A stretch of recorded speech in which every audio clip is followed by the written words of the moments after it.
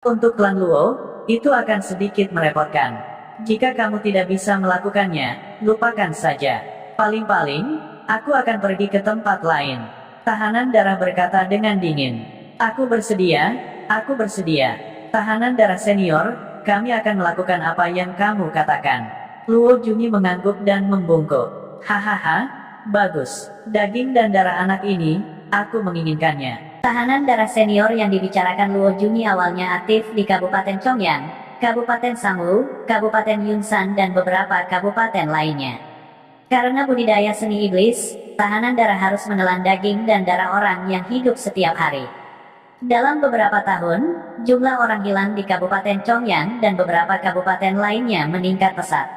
Pada awalnya, orang hilang ini tidak membangkitkan kewaspadaan masyarakat. Baru setelah seseorang secara tidak sengaja masuk ke guanya dan menemukan lapisan tulang manusia di dalam gua, kebenaran terungkap.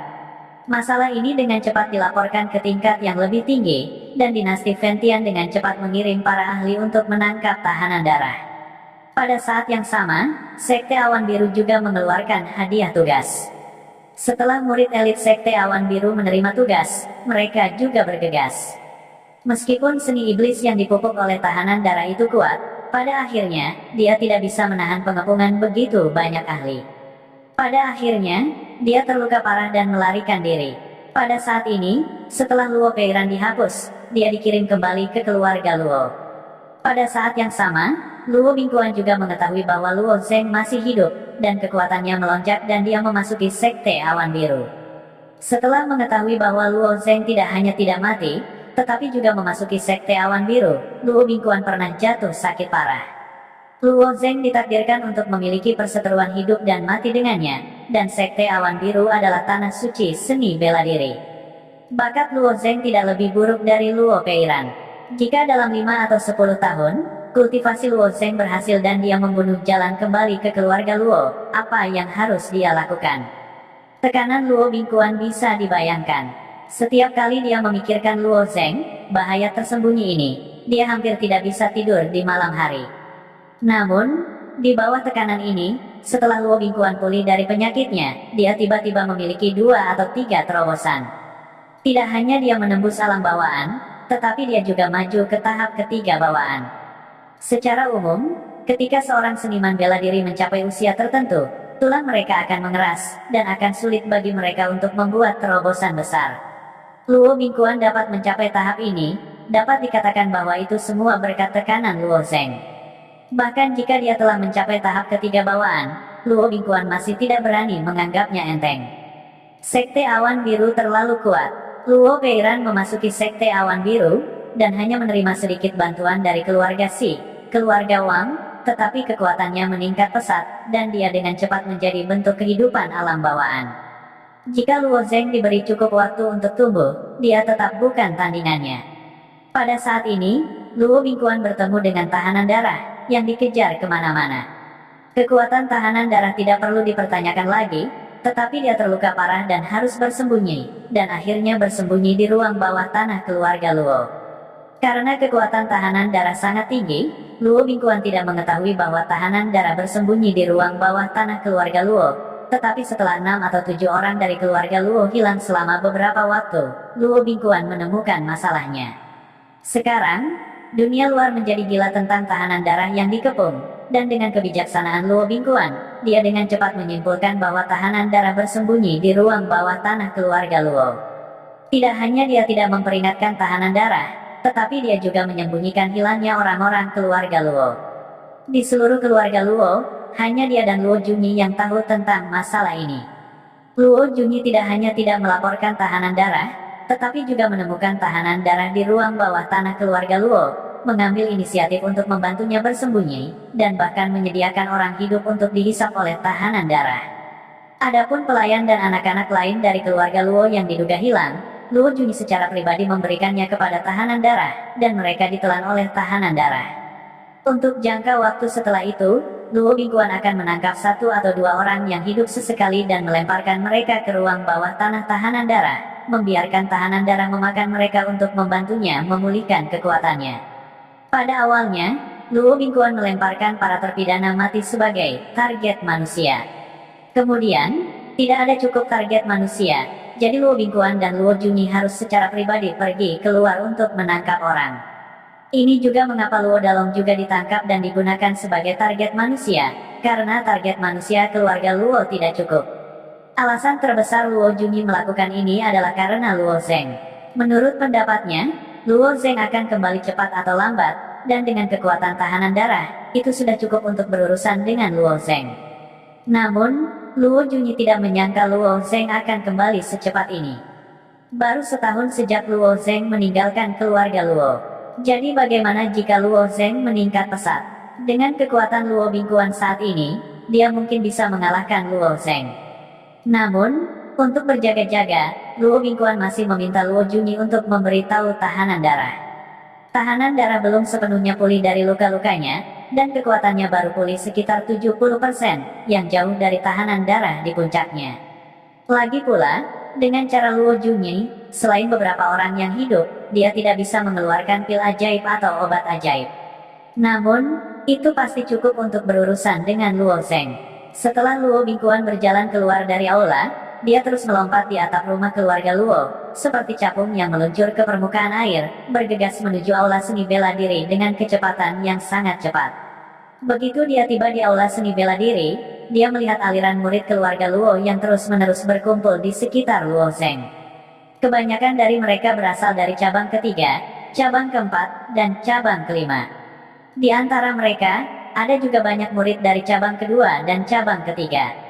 Dan berdiri di tengah, mengenakan jubah hijau dan memegang pedang yang dipenuhi dengan cahaya dingin, adalah Luo Zeng. Luo Zeng, kamu anak tidak berbakti yang mengkhianati keluarga Luo, beraninya kamu kembali.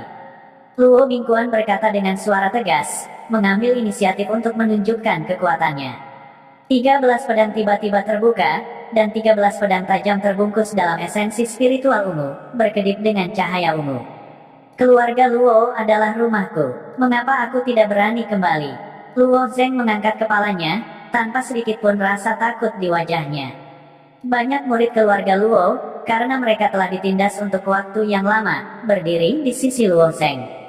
Mereka mengenali Luo Zeng sebagai kepala keluarga yang baru. Namun, di hadapan kekuatan Luo Bingguan, mereka semua terlihat sangat gugup. Bagaimanapun, Luo Bingguan adalah kepala keluarga Luo, dan dia telah mengumpulkan kekuatan untuk waktu yang lama. Meskipun banyak dari murid-muridnya sangat yakin dengan kekuatan Luo Zeng, jika Luo Zeng benar-benar bukan tandingan Luo Bingguan, maka nasib mereka dapat dibayangkan. Oleh karena itu, di bawah tekanan kekuatan Luo Bingguan, banyak murid pindah ke samping. Setidaknya, jika Luo Zeng dikalahkan, mereka dapat memilih posisi yang sedikit netral.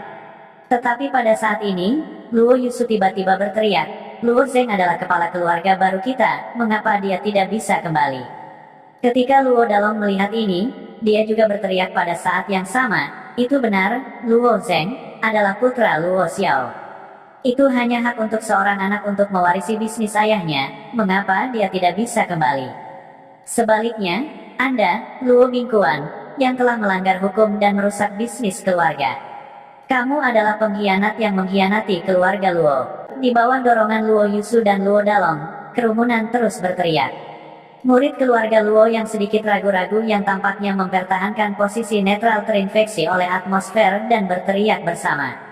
Selama bertahun-tahun, Luo Bingguan telah membiarkan Huang Ge dan sekelompok orang luar mengacaukan keluarga, dan distribusi sumber daya sangat tidak adil. Dia telah lama kehilangan hati orang-orang.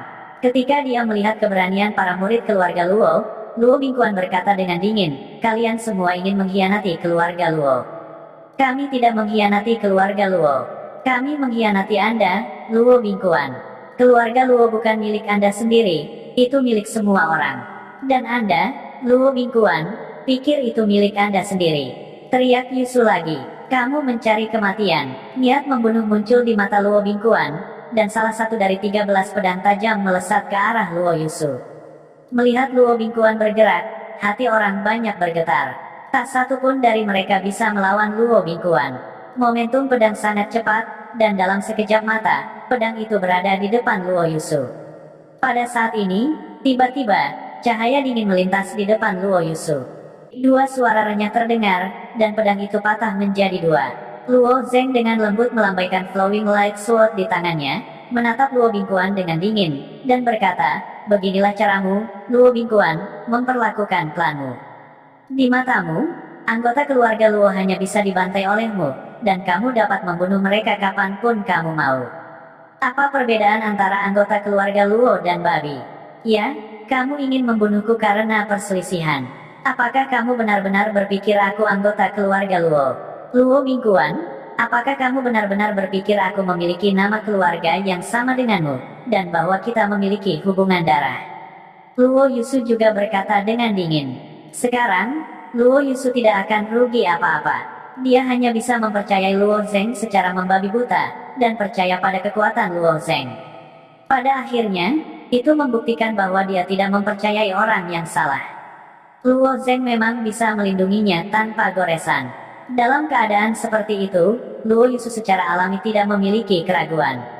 Dia, seorang junior, benar-benar menegur Luo Bingguan di depannya. Luo Bingguan tidak mengeluarkan suara. Sebaliknya, dia menatap pedang di tangan Luo Zheng dengan cermat. 13 pedang berharga ini semuanya adalah senjata profound kelas menengah. Untuk mengumpulkan 13 profound weapon tingkat menengah ini, Luo Bingguan telah berusaha keras. Namun, pedang panjang di tangan Luo Zheng, yang berkedip-kedip dengan cahaya perak, baru saja berkedip 2 kali dan memotong salah satu profound weapon tingkat menengahnya menjadi 2. Rasanya seperti memotong melon dan sayuran. Pedang berharga macam apa itu? Senjata profound tingkat tinggi, atau senjata roh tingkat rendah, atau mungkin senjata roh kelas menengah. Luo Bingguan tidak akan pernah bermimpi bahwa pedang di tangan Luo Zheng sebenarnya adalah senjata abadi. Di Kabupaten Chongyang, bahkan senjata spiritual tingkat rendah pun langka. Di masa lalu, Luo Xiao memiliki senjata profound tingkat tinggi dan mampu mendominasi seluruh Kabupaten Chongyang, menarik kecemburuan banyak orang. Namun, waktu telah berubah. Setelah penemuan beberapa tambang besar di Kabupaten Chongyang, para pejuang berangsur-angsur menjadi kaya. Sekarang, ada beberapa senjata spiritual yang muncul di Kabupaten Chongyang. Di antara mereka, Patriark keluarga Huang, yang mengembangkan tercepat, bahkan memiliki senjata spiritual kelas menengah. Oleh karena itu, penglihatan Luo Bingguan terbatas pada senjata spiritual. Adapun senjata abadi, itu adalah keberadaan legendaris baginya. Saat Luo Bingguan menatap pedang Luo Zheng berkata dengan dingin, Luo Bingguan, apakah kamu mendengar itu? Ini adalah posisimu di mata generasi muda keluarga. Sebagai seorang patriark, kamu sangat gagal. Luo Bingguan tersenyum sedikit dan 12 pedang yang tersisa di belakangnya tiba-tiba bergetar. Kamu pikir aku gagal hanya karena kamu bilang aku gagal? Itu hanya beberapa generasi muda dari keluarga yang membuat keributan. Ini hanya permainan anak-anak. Kamu ingin mendorongku turun dari posisiku sebagai patriark. Penatua mana yang akan mendukungmu? Siapa yang tahu bahwa ketika Luo Bingguan selesai berbicara, 3 pria parubaya juga masuk ke aula latihan bela diri. Di belakang mereka ada lebih dari 10 murid keluarga Luo. Kami mendukung Luo Zheng, kata pria parubaya yang memimpin kelompok itu. Kakak kedua, kamu sudah berjalan terlalu jauh tahun ini, kata pria parubaya lainnya. Ketiga pria parubaya ini adalah paman ketiga Luo Zheng, paman keempat, dan paman kelima. Setelah mendengar teriakan Luo Zheng, mereka buru-buru bergegas bersama para murid keluarga Luo di samping mereka. Luo Zuoyun, Luo Hanqin, Luo Xiao. Kalian bertiga juga ingin memberontak melawan keluarga Luo. Ekspresi Luo Bingguan menjadi semakin suram. Wajahnya yang suram tampak seperti bisa meneteskan air kapan saja. Jika ketiga orang ini melangkah maju, generasi muda tidak akan ribut. Mereka bertiga adalah pemimpin cabang ketiga, keempat, dan kelima. Selama mereka memberi perintah, para murid dari cabang mereka akan mengikuti mereka. Kakak kedua, kami tidak memberontak terhadap keluarga Luo. Kami memberontak terhadapmu, Luo Zuoyun menegakkan punggungnya dan berkata. Pada kenyataannya, mereka bertiga sudah sangat tidak puas dengan tindakan Luo Bingguan dan Luo Junyi. Hanya saja tidak ada orang yang bertanggung jawab dalam keluarga Luo sekarang. Tidak ada yang mengambil inisiatif untuk melangkah maju. Pada akhirnya, itu karena mereka tidak cukup kuat. Siapapun yang mengambil inisiatif untuk melangkah maju mungkin akan dibunuh oleh Luo Bingguan dalam sekejap. Karena itu, mereka membutuhkan kesempatan. Sekarang, Kesempatan mereka telah datang. Orang ini adalah Luo Zheng. Karena itu, mereka bertiga segera memilih untuk berdiri di belakang Luo Zheng.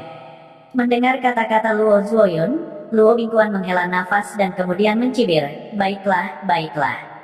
Semua orang mendorong tembok ketika tembok itu runtuh. Tapi izinkan saya memberitahu Anda pasti akan menyesalinya. Pada saat ini, suara tongkat yang menyentuh tanah terdengar dari pintu masuk aula seni bela diri. Seorang lelaki tua dengan kepala penuh rambut putih, dengan bantuan dua pelayan, perlahan-lahan masuk dengan tongkat. Orang tua ini sudah sangat tua dan memiliki penampilan yang menghindar. Setelah banyak kesulitan, dia akhirnya mencapai pintu masuk aula seni bela diri.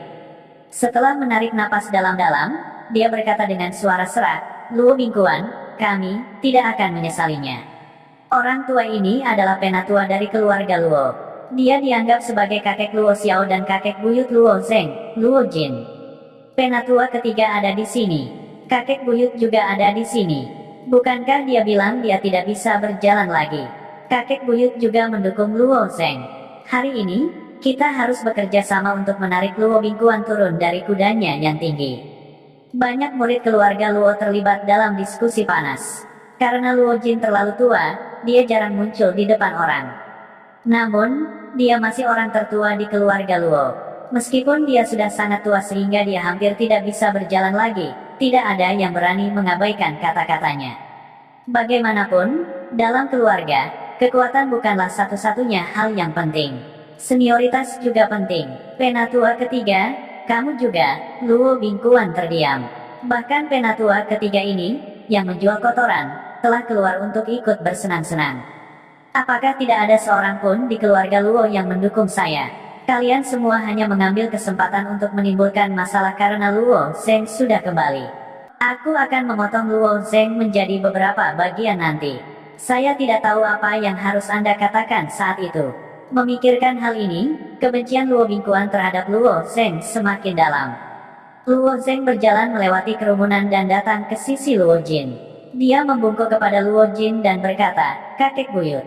Luo Jin mengulurkan tangannya yang gemetar dan berkata dengan suara serak sambil terengah-engah, "Zheng, keluarga Luo berada di ujung jalan. Ini semua salahmu. Ini semua salah itu. Keluarga Luo telah mengecewakanmu, mengecewakan ayahmu. Satu-satunya yang bisa menyelamatkan keluarga Luo sekarang adalah kamu." Luo Zheng mengangguk. "Kakek buyut, Zhenger mengerti. Itu sebabnya aku kembali." Luo Zheng tidak kembali ke keluarga Luo untuk keuntungan apapun. Mengesampingkan yang lainnya, hanya Flowing Light Sword di tangan Luo Zheng saja yang bernilai kurang dari 1/10 dari nilai Flowing Light Sword bahkan jika seluruh keluarga Luo dijual. Namun, keluarga Luo adalah akarnya. Itu adalah tempat di mana dia dilahirkan dan dibesarkan. Dengan itu, Luo Zheng melompat ke atas atap. Dia menatap dingin ke arah Luo Bingguan. "Luo Bingguan, apakah kamu mendengar itu? Apa yang kamu maksud dengan harapan populer? Apa yang kamu maksud dengan mewarisi ortodoksi? Saya, Luo Zheng, adalah putra tertua dari putra tertua. Ini disebut mewarisi ortodoksi. Inilah yang diinginkan rakyat. Kamu, Luo Bingguan, membunuh kakak laki-lakimu dan merebut posisi kepala keluarga. Kamu melakukan tindakan jahat dan membiarkan anggota rendahan." Kata-kata Luo Zheng keras dalam nada dan ekspresi. Setiap kata yang dia katakan seperti palu berat yang menghantam jantung Luo Bingguan. Dengan kekuatan Luo Zheng, sama sekali tidak perlu berbicara omong kosong dengan Luo Bingguan. Dia hanya bisa membunuhnya secara langsung. Namun, Luo Zheng tidak berniat melakukannya. Luo Zheng tidak hanya membenci orang ini, dia juga membencinya karena merencanakan untuk membunuh ayahnya. Dia membencinya karena menyia-nyiakan aset keluarga Luo yang tak terhitung jumlahnya hanya untuk memuaskan keinginan egoisnya sendiri. Dia membencinya karena menguncinya di ruang bawah tanah dan menderita perlakuan tidak manusiawi. Kebencian semacam ini jelas bukan sesuatu yang bisa dihapus hanya dengan satu serangan pedang. Beberapa kata Luo Zheng menyentuh hati. Ketika wajah Luo Bingguan memucat sampai batas tertentu, seluruh tubuh Luo Bingguan tiba-tiba bergetar hebat. Kemudian, dia tiba-tiba batuk dan meludahkan seteguk darah. Luo Bingguan muntah darah. Beberapa kata dari Luo Zheng benar-benar membuatnya muntah darah. Apa yang terjadi? Dia takut pada Luo Zheng. Atau karena setiap kata Luo Zheng mengenai hatinya. Banyak murid keluarga Luo menunjukkan ekspresi bingung di wajah mereka. Di belakang kerumunan, Luo Yan memandang Luo Bingkuan dengan acuh tak acuh. Murid keluarga Luo tidak mempermasalahkan apapun, tetapi dalam pandangan Luo Yan, itu adalah hal yang normal. Setiap orang memiliki hati seni bela diri mereka sendiri. Jantung seni bela diri ini berisi kepercayaan, suka dan tidak suka mereka sendiri, serta pandangan dunia mereka dan sebagainya. Inti dari seni bela diri sebenarnya adalah semacam kepercayaan. Namun, itu mengandung kata hati yang menunjukkan bahwa hati seni bela diri sangat rapuh. Itu perlu untuk terus menstabilkan pikiran seseorang untuk membuat hati seseorang seni bela diri yang kuat. Beberapa seniman bela diri saling memprovokasi di awal pertempuran, dan bahkan menggunakan beberapa cara untuk menyerang satu sama lain, menunjukkan kelemahan satu sama lain, atau dengan sengaja meremehkan kekuatan satu sama lain, hanya untuk menyerang jantung seni bela diri masing-masing. Jika hati seni bela diri seseorang terguncang, atau ada cacat, Luo Bingkuan tiba-tiba melihat Luo Zeng datang, dan ketika dia memanggil ratusan orang, dia menghela nafas bahwa dia adalah tembok yang didorong oleh semua orang saat runtuh. Jantung seni bela diri Luo Bingkuan menunjukkan sedikit cacat. Pada saat ini, Luo Zeng melompat, dan kata-kata yang keluar dari mulutnya masuk akal, dan setiap kata menyentuh hati. Hampir seketika, jantung seni bela diri Luo Bingkuan hancur, menyebabkan jantung seni bela diri Luo Bingkuan bergetar hebat. Jantung seni bela diri Luo Bingkuan secara alami terluka, dan dia muntah darah. Kamu memuntahkan darah karena kamu masih memiliki jejak kemanusiaan. Ada jejak rasa bersalah. Namun, Luo Zeng menggelengkan kepalanya. Sudah terlambat, kamu sudah menyeret keluarga Luo ke dalam jurang. Meskipun aku akan membersihkannya, kekacauan yang kamu buat, harganya adalah untuk mengakhiri hidupmu. Pada saat ini, Luo Bingkuan tiba-tiba tertawa. Tawanya mengandung sedikit kegilaan, dan itu berlangsung lama sebelum dia berhenti. Kamu benar, bahkan jika itu seperti yang kamu katakan, dan aku memang orang berdosa, jadi apa? Mengakhiri hidupku, apakah kamu memiliki kemampuan untuk melakukannya? Jika kamu mati, siapa di keluarga Luo yang berani tidak patuh? Aku, pada akhirnya, di dunia ini, kekuatan adalah segalanya. Luo Bingkuan mengamuk, dan wajahnya ganas saat dia berkata, jika aku membunuh Luo Zeng, kamu, dan kamu. Luo Jing kentut tua, Luo Zuoyun, Luo Hanqin, kamu masih berani tidak menurutiku. Kamu masih berani berbicara setengah kalimat. Saat dia selesai berbicara, Luo Bingkuan mengeluarkan gumpalan esensi darah dari mulutnya. Aura berdarah tebal menyebar, dan esensi sejati ungu tua yang awalnya melekat pada pedang berharga berubah menjadi merah darah. Setiap pedang memancarkan bau darah yang kental, seolah-olah pedang berharga ini telah membantai ribuan nyawa. Banyak murid keluarga Luo merasakan bau darah dari tubuh Luo Bingkuan, dan ekspresi mereka berubah. Bau darah yang sangat kental. Ini bukan metode kultivasi keluarga Luo kita. Bukankah Luo Bingkuan berlatih tinju cendana merah? Kenapa dia tiba-tiba mengubah gayanya? Ini bukan metode kultivasi dari tahanan darah iblis. Mengapa Luo Bingkuan mempraktikkan metode kultivasi jahat ini? Ekspresi Luo Hanqin dan yang lainnya berubah. Sebelumnya, untuk menangkap tahanan darah, pejabat Kabupaten Chongyang telah mengeluarkan pemberitahuan terperinci. Pemberitahuan itu menggambarkan penampilan, temperamen, dan bahkan metode kultivasi tahanan darah itu. Bau darah dari tubuh Luo Bingkuan persis sama dengan deskripsi Blood Fiend Force dalam pemberitahuan. Namun, Luo Hanqin tidak bisa memastikan, dan itu hanya tebakan. Bagaimanapun, deskripsi dalam kata-kata memiliki batasan tertentu, dan Luo Hanqin dan yang lainnya belum pernah melihat tahanan darah sebelumnya. Namun, satu hal yang pasti, dan itu adalah metode kultivasi Luo Bingkuan jelas bukan metode ortodoks. Luo Bingkuan mendesak 12 pedang di belakangnya untuk bergerak, dan mereka menggambar 12 lintasan di udara. Di mata para murid keluarga Luo, pedang terbang ini seperti sabit Green Reaper, dan masing-masing dari mereka dapat dengan mudah menuai hidup mereka. Saat pedang terbang menari di udara, bau darah menjadi lebih kental, seolah-olah ada iblis yang terbang di langit. Banyak murid keluarga Luo diam-diam khawatir. Bisakah Luo Zeng memblokir pedang ini? Meskipun dia mengesankan, bisakah dia menjadi lawan Luo Bingkuan? Jika Luo Zheng ingin menyelamatkan keluarga Luo dari jurang maut dan menstabilkan kembali fondasi keluarga Luo yang goyah, rintangan terpenting adalah mengalahkan Luo Bingkuan. Jika Luo Zheng ingin dikalahkan, maka semua yang dia katakan hanyalah omong kosong. Selain itu, hasil dari banyak murid yang mendukung Luo Zheng mungkin akan sangat menyedihkan. Dengan karakter Luo Bingkuan, semua murid di aula latihan bela diri hari ini mungkin akan mendapat hukuman. Bisakah Luo Zheng melakukannya? Saat itu, ketika Luo Zheng ingin melarikan diri dari keluarga Luo, dia dipaksa mundur oleh pedang terbang Luo Bingkuan ini. Setiap pedang terbang membuat Luo Zheng mundur selangkah. Pada saat itu, Luo Zheng tidak berani menyentuh ujung pedang sama sekali. Tapi sekarang, di mata Luo Zheng, esensi sejati merah darah yang melekat pada pedang harta karun ini, meskipun kental dengan bau darah, esensi sejati sangat tidak murni.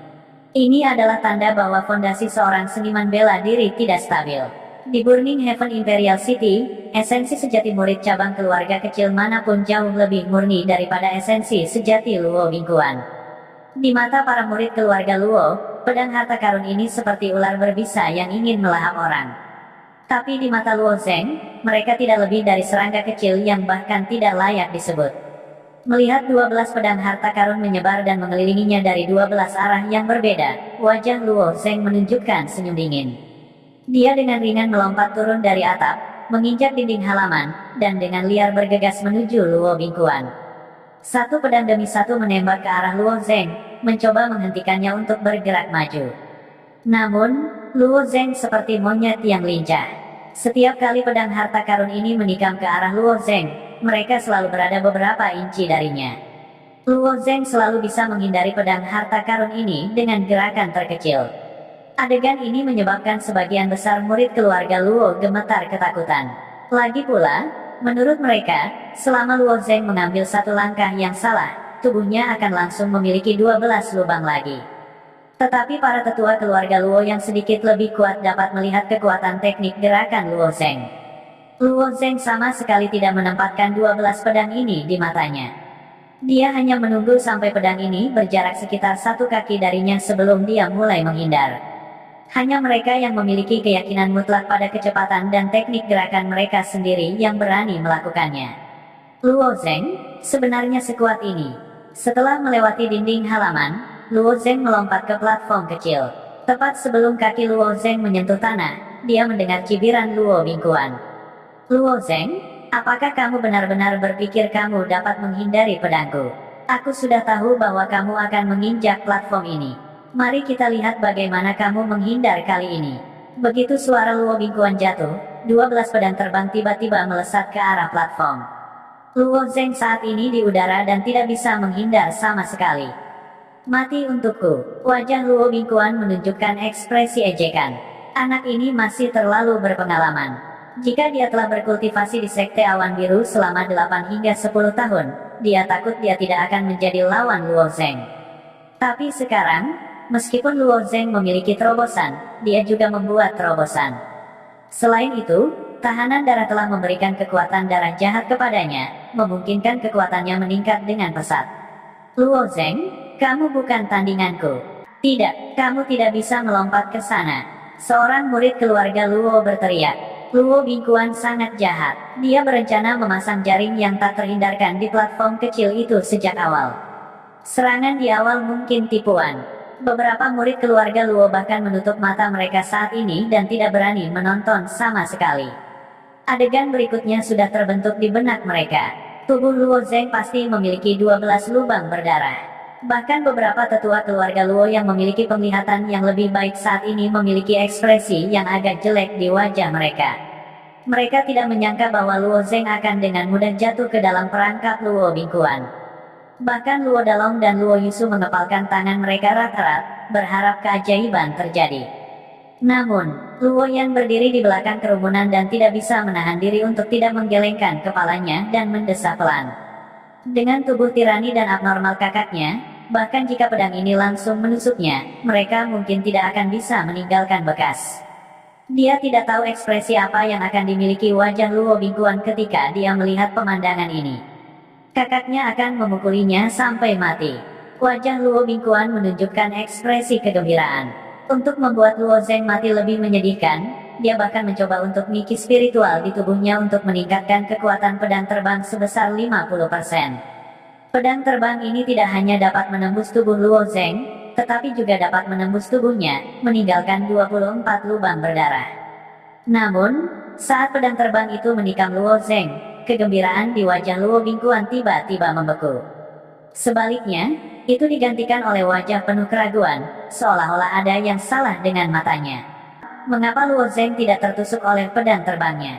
Sepertinya saat menyentuh Luo Zeng, itu memantul dari tubuhnya.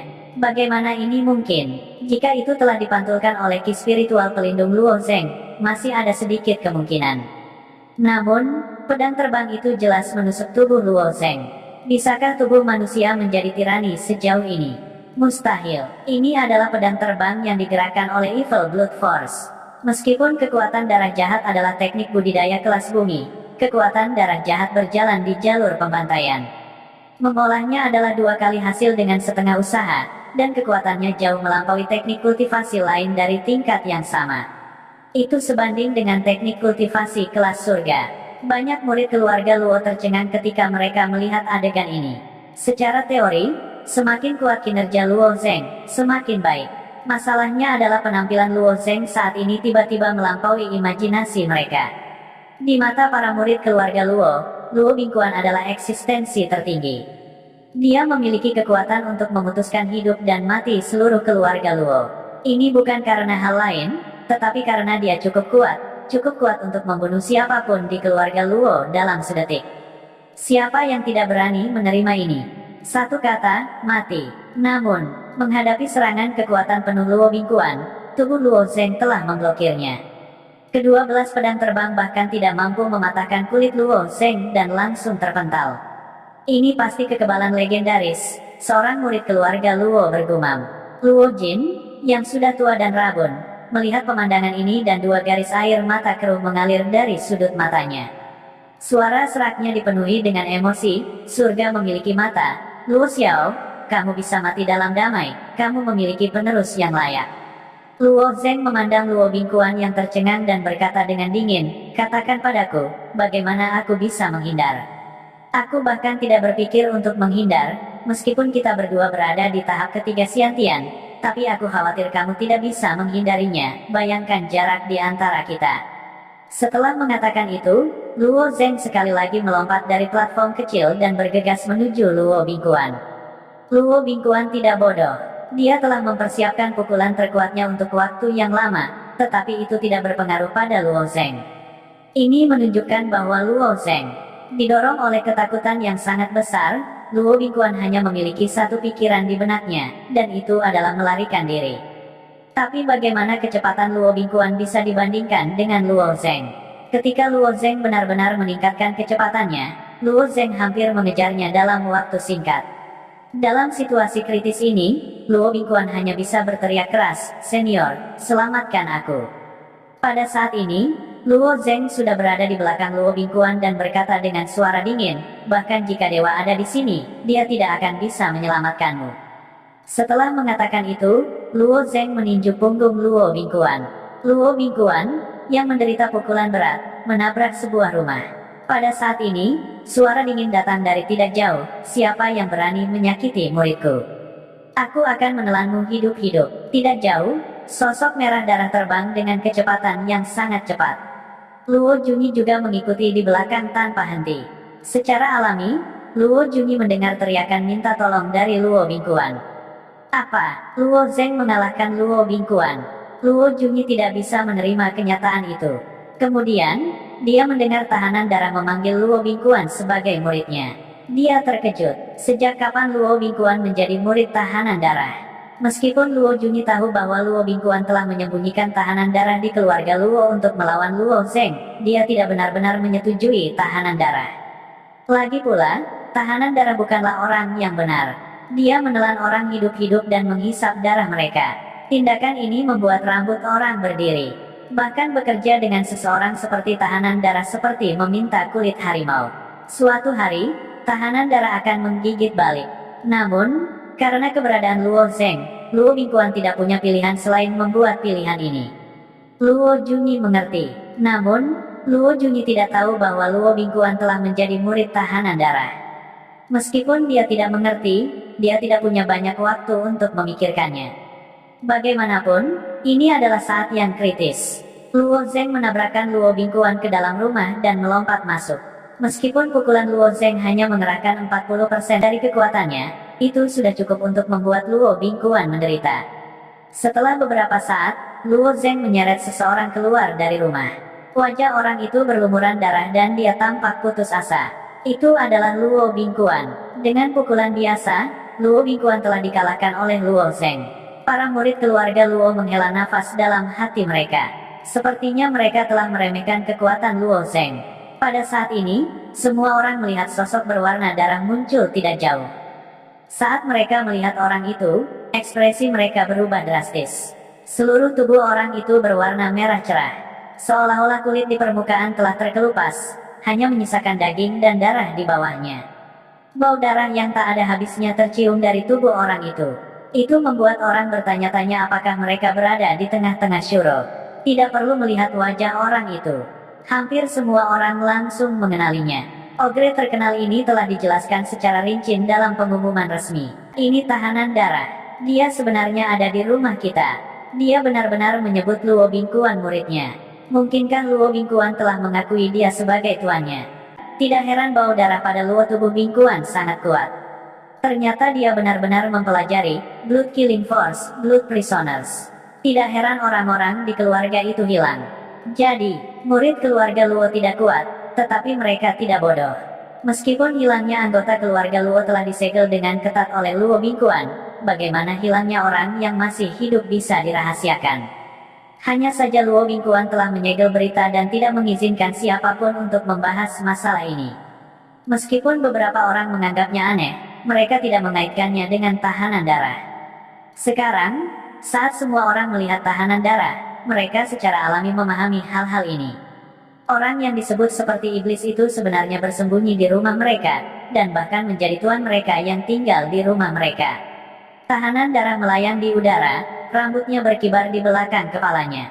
Mata merah darahnya menatap tajam ke arah Luo Zeng saat dia menjilat bibirnya. Turunkan muridku, aku bisa membunuhmu dulu dan kemudian melahap mayatmu. Kalau tidak, aku akan melahapmu hidup-hidup. Tahanan darah memiliki kebiasaan lain melahap orang yang masih hidup. Dia suka melihat jeritan hidup ketika dia melahap mereka. Karena itu, ketika dia melahap orang yang masih hidup, dia akan selalu memulai dari tangan dan kaki. Manusia yang menjadi makanannya bisa melihat tubuhnya dilahap sedikit demi sedikit di tengah jeritan. Ekspresi bengkok semacam ini bisa memakan tahanan darah. Makan aku. Wajah Luo Zeng menunjukkan ekspresi mengejek. Apakah kamu tidak takut mematahkan gigimu? Kamu hanya berada di tahap ketiga Xiantian. Apakah kamu tahu aku berada di tahap apa? Tahanan darah mencibir saat dia melayang di udara. Kamu baru saja memasuki tahap dewa tercermin. Tahap pertama dari tahap dewa tercermin. Kamu, apa yang bisa dibanggakan? Atau apakah kamu pikir kamu sangat kuat? Senyum mengejek Luo Zeng menjadi lebih intens. Tahanan darah mendengar kata-kata Luo Zeng dan tertegun sejenak.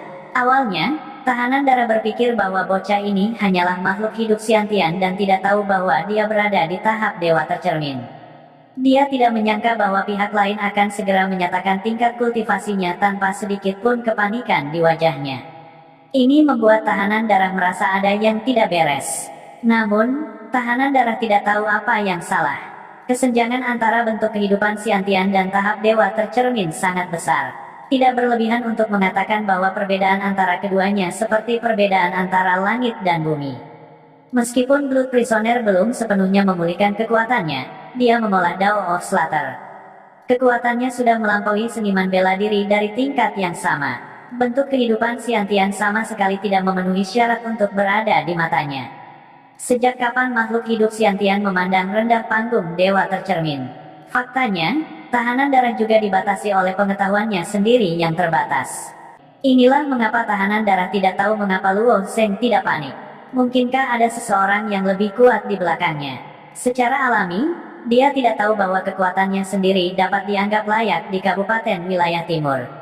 Tetapi dibandingkan dengan Sekte Awan Biru, dia memucat jika dibandingkan. Kekuatan puncak Blood Prisoner mungkin jauh lebih lemah daripada Zhou dan dari Black Rock Peak. Apalagi, tahanan darah masih terluka. Di mata Luo Zheng, itu secara alami tidak layak disebut. Sungguh anak yang sombong. Aku harap kamu masih bisa sesombong ini ketika aku mencabik-cabikmu dan melahapmu. Begitu suara tahanan darah jatuh, garis-garis darah merah darah mulai menyebar dari dagingnya yang terbuka. Adegan ini tampak sedikit mengerikan. Seolah-olah tahanan darah telah menggunakan kekuatannya untuk mengeluarkan darahnya sendiri. Ketika untaian darah itu muncul, mereka menyapu Luo Zheng. Luo Zheng memegang Luo Bingkuan dan mencibir. Menarik, saya pikir Anda cukup binatang. Saya tidak berharap Anda menjadi lebih dari binatang daripada saya. Anda benar-benar menyembah orang seperti Tuan Anda. Tapi Luo Bingkuan, izinkan saya memberitahu Anda, orang seperti ini juga sampah. Kamu benar-benar buta. Luo Bingkuan sudah tidak dapat menahan tangan Luo Zheng. Satu-satunya harapannya sekarang adalah meminjam tangan tahanan darah untuk membunuh Luo Zheng. Kalau tidak, dia pasti akan mati tanpa tempat pemakaman. Oleh karena itu, meskipun Luo Zheng menggendongnya seperti anjing mati dan auranya sangat lemah, masih ada secercah harapan di matanya. Selama tahanan darah senior bergerak, semuanya akan baik-baik saja. Jika dia membunuh Luo Zheng, Luo Bingkuan masih memiliki kesempatan untuk kembali. Kamu akan dimakan oleh tahanan darah senior gigitan demi gigitan.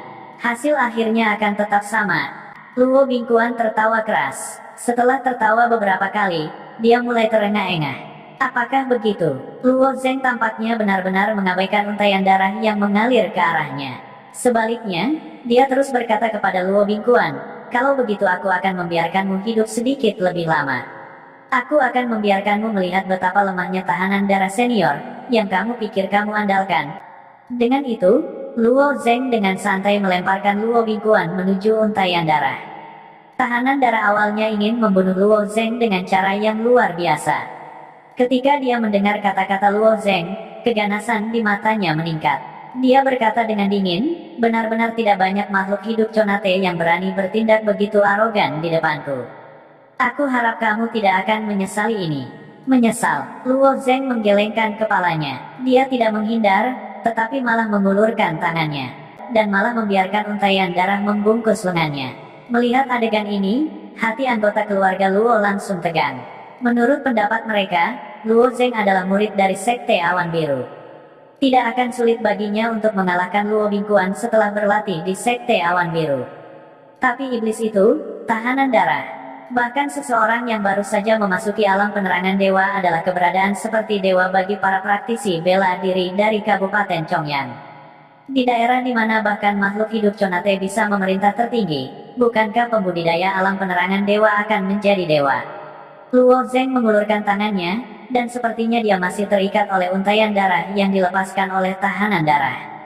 Bukankah dia pasti sudah mati? Luo Zheng menggunakan tubuhnya untuk menahan serangan pedang terbang Luo Bingkuan, dan kemudian melukai Luo Bingkuan dengan serius. Ini telah mengejutkan generasi muda keluarga Luo, dan pada saat yang sama, mereka memiliki penilaian yang sangat tinggi terhadap kekuatan Luo Zheng.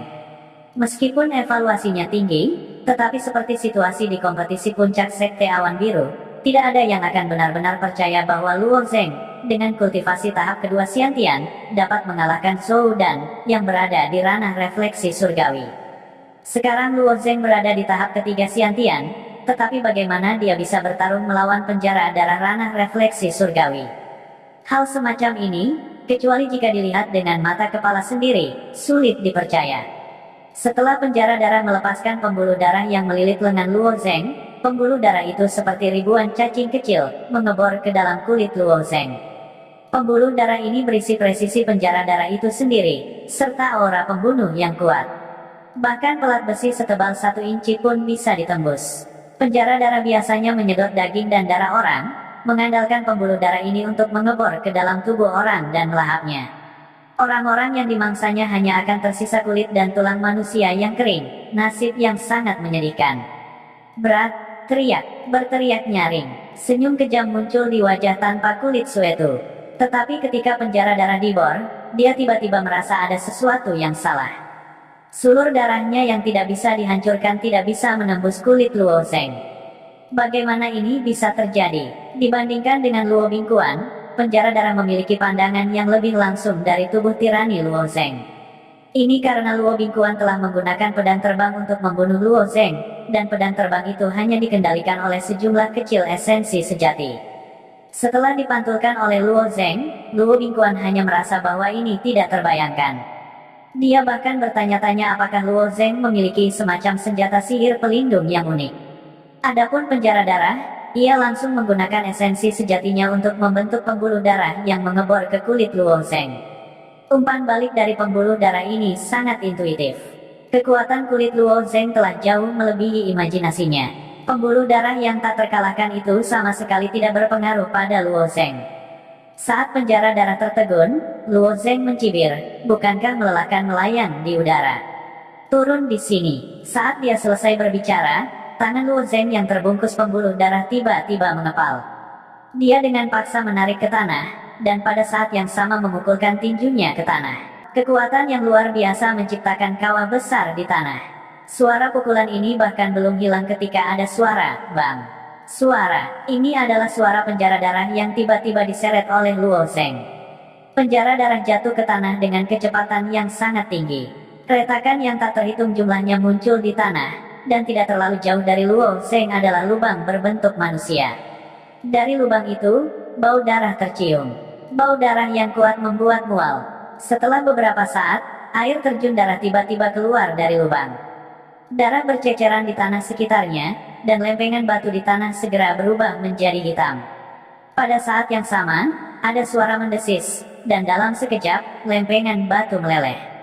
Air terjun darah sebenarnya memiliki kekuatan korosif yang begitu kuat. Setelah beberapa saat, tangan berdarah terulur dari lubang itu. Pada saat ini, seluruh tubuh penjara darah bermandikan lapisan cahaya berdarah, dan sepertinya makhluk lahir dari genangan darah. Saya terkejut. Apakah para murid Sekte Awan Biru begitu kuat? Anda hanya berada di tahap ketiga Xiantian, tetapi Anda benar-benar dapat memaksa saya untuk menyalakan darah 10.000 iblis dan di tubuh iblis darah. Wajah penjara darah juga diselimuti lapisan cahaya berdarah, dan hanya sepasang mata merah yang bisa dilihat. Pada saat ini, dia tidak bisa lagi disebut manusia, tetapi iblis darah asli. Melihat penampilan penjara darah dan peningkatan substansial dalam sikapnya yang mengesankan, wajah Luo Zeng juga menunjukkan ekspresi terkejut. Tampaknya jalan pembantaian itu benar-benar jalan pintas. Jika bukan karena fakta bahwa budidaya jalan pembantaian mudah dimakan oleh aura jahat, tidak diketahui berapa banyak seniman bela diri di dunia yang akan memulai jalan ini. Penjara darah ini hanya pada tahap pertama dari ranah refleksi surgawi, dan fondasinya jauh lebih tidak stabil daripada para murid Sekte Awan Biru. Tetapi setelah menggunakan metode rahasia untuk aura jahat di tubuhnya, kekuatannya benar-benar bisa meroket. Penjara darah ini tidak tahu berapa banyak makhluk yang telah dibantai oleh penjara darah ini, dan membunuhnya akan memberinya banyak aura jahat. Pada saat ini, Luo Zeng terlalu malas untuk berbicara omong kosong dengannya, dan sosoknya tiba-tiba bergerak, memutar menjadi langkah yang aneh, dan pedang cahaya yang mengalir di tangannya diangkat dengan lembut, dan sebuah pedang ditebas. Mati. Pedang cahaya tajam yang mengalir menebas cahaya pedang perak terang, dan langsung menuju penjara darah. Percuma saja, penjara darah melambaikan tangannya, dan kristal berwarna darah mengembun dari lengannya. Lapisan kristal berwarna darah seperti potongan batu giok merah darah, membentuk baju besi tebal di lengan penjara darah, dan masing-masing kristal berwarna darah mengandung aura jahat yang kuat. Cahaya pedang dari Luo Zeng ini tidak tahu berapa banyak kristal yang pecah, tetapi pada akhirnya, itu diblokir. Tahanan darah mencibir, kekuatanmu memang mengejutkanku. Namun, kamu ditakdirkan untuk menjadi kelesatanku. Dari tubuh penjara darah, 6 taji tulang merah darah langsung pecah, dan 6 taji tulang merah darah panjangnya beberapa kaki, seperti kaki panjang laba-laba, dan langsung mengelilingi Luo Zeng. Jadilah bagian dari darah dan dagingku. Penjara darah tertawa gila, dan 6 taji tulang berwarna merah darah menusuk Luo Zeng. Pada saat ini, seorang gadis muda yang cantik diam-diam melayang tidak terlalu jauh. Dia bertanya dengan tenang, "Kakak, apakah kamu butuh bantuan?" Mendengar kata-kata gadis muda itu, penjara darah akhirnya menemukan keberadaannya. Kapan gadis muda ini tiba? Dia sudah di sini selama ini. Kenapa aku tidak menyadari keberadaannya? Kultivasi gadis muda ini adalah ranah penerangan jiwa. Dia memanggil Luo Zeng, "Kakak." sebenarnya ada seorang gadis muda di klan Luo dengan kultivasi di ranah penerangan jiwa. Dari sudut pandang penjara darah, kekuatan Luo Zeng memang mengejutkan, tetapi dia masih makhluk hidup Xiantian. Tidak mungkin penjara darah akan kalah darinya. Bahkan jika dia tidak bisa menang, dia masih bisa terbang. Luo Zeng adalah makhluk hidup Xiantian, jadi tidak mungkin dia bisa mengejarnya. Dengan demikian, penjara darah memiliki keunggulan psikologis yang kuat dalam pertempurannya dengan Luo Zeng. Tetapi jika Luo Zeng memiliki seorang kultivator ranah penerangan jiwa di sisinya, maka segalanya akan berbeda. Kultivasi gadis muda ini hanya bisa lebih tinggi dari miliknya. Penjara darah tidak memiliki keyakinan bahwa dia bisa menang melawannya. Aku tidak butuh bantuanmu. Aku akan mengakhiri pertempuran ini sendiri, kata Luo Zeng sambil tersenyum. Apa artinya itu? Penjara darah tidak bisa bereaksi sama sekali. Dia ingin mengakhiri pertempuran ini tanpa bantuan gadis muda itu. Dari nada bicara Luo Zeng, sepertinya dia bisa menghabisinya kapan saja. Bukankah orang ini agak terlalu naif? Penjara darah bahkan tidak punya waktu untuk memproses pikirannya sebelum dia melihat setitik cahaya perak berkedip dari tangan Luo Zeng, menembak lurus ke wajahnya. Setitik cahaya perak itu adalah belati terbang yang rusak. Belati terbang itu sangat cepat, hampir mencapainya dalam sekejap. Di saat putus asa, penjara darah ingin menghindar, tetapi dia segera merasakan sakit yang luar biasa di benaknya, hampir membuatnya berhenti berpikir. Belati terbang yang patah dengan mudah melintas melewati leher tahanan darah, memotongnya sampai ke akarnya. Sejumlah besar darah menyembur keluar dari luka di mana lehernya dipotong. Kepala penjara darah berguling ke samping, dan lampu merah samar di matanya redup. Jadi itu saya, terlalu naif. Melihat mayat penjara darah yang jatuh perlahan, Luo Zeng menggelengkan kepalanya. Dalam hal kekuatan pertempuran murni, penjara darah memang sangat kuat setelah dia berubah menjadi iblis darah. Paling tidak, dia bisa mengalahkan Zhou dan bahkan memiliki kekuatan untuk melawan Wang Yun. Namun, itu hanya dalam pertempuran langsung. Sayangnya, seniman bela diri semacam ini yang lahir di dunia petinju memiliki sumber daya yang terlalu sedikit di sekitarnya, dan jiwanya tidak marah sama sekali.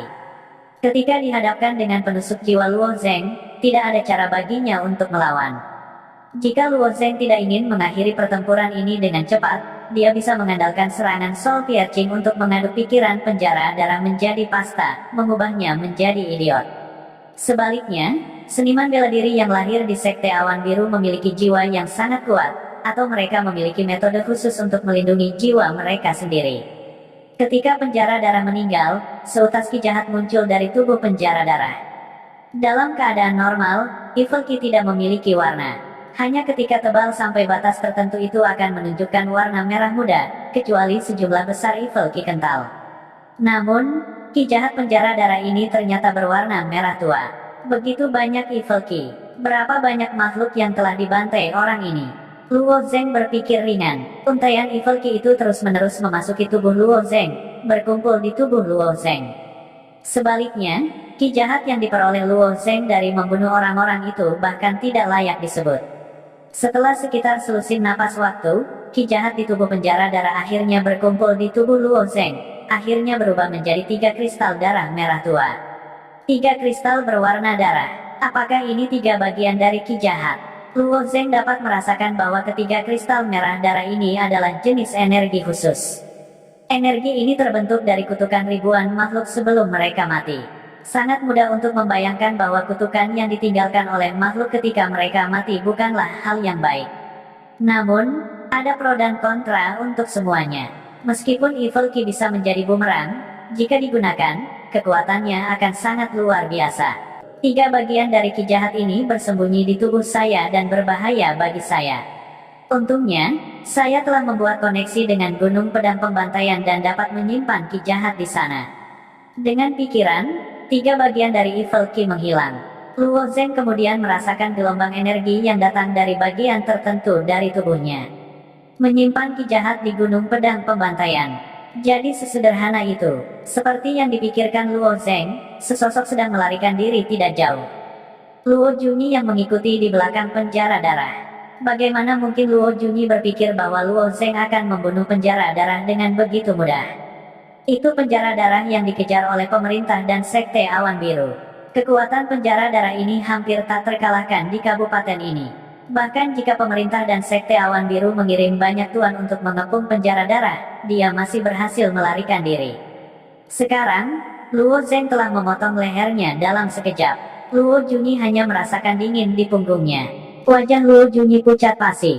Gadis di depannya itu secantik teratai. Di mata Luo Junyi, dia sama menakutkannya dengan iblis. Luo Yan, biarkan Paman San pergi. Luo Junyi tahu bahwa dia tidak bisa lepas dari tangan Luo Yan, dan kemudian berbalik untuk memohon. Apakah menurutmu itu mungkin? Mata Luo Yan dingin. Meskipun dia masih seorang gadis kecil, kematian ayahnya sangat memukulnya. Permohonan Luo Junyi tidak berguna. Dalam pembunuhan ayahmu adalah Luo Bingkuan. Aku tidak bisa terlibat. Luo Junyi mulai membela diri. Luo Yan mengangguk. Dengan kekuatanmu, tidak mungkin membunuh ayahku. Tapi aku harus mencari tahu kebenarannya, jadi kamu tidak bisa pergi.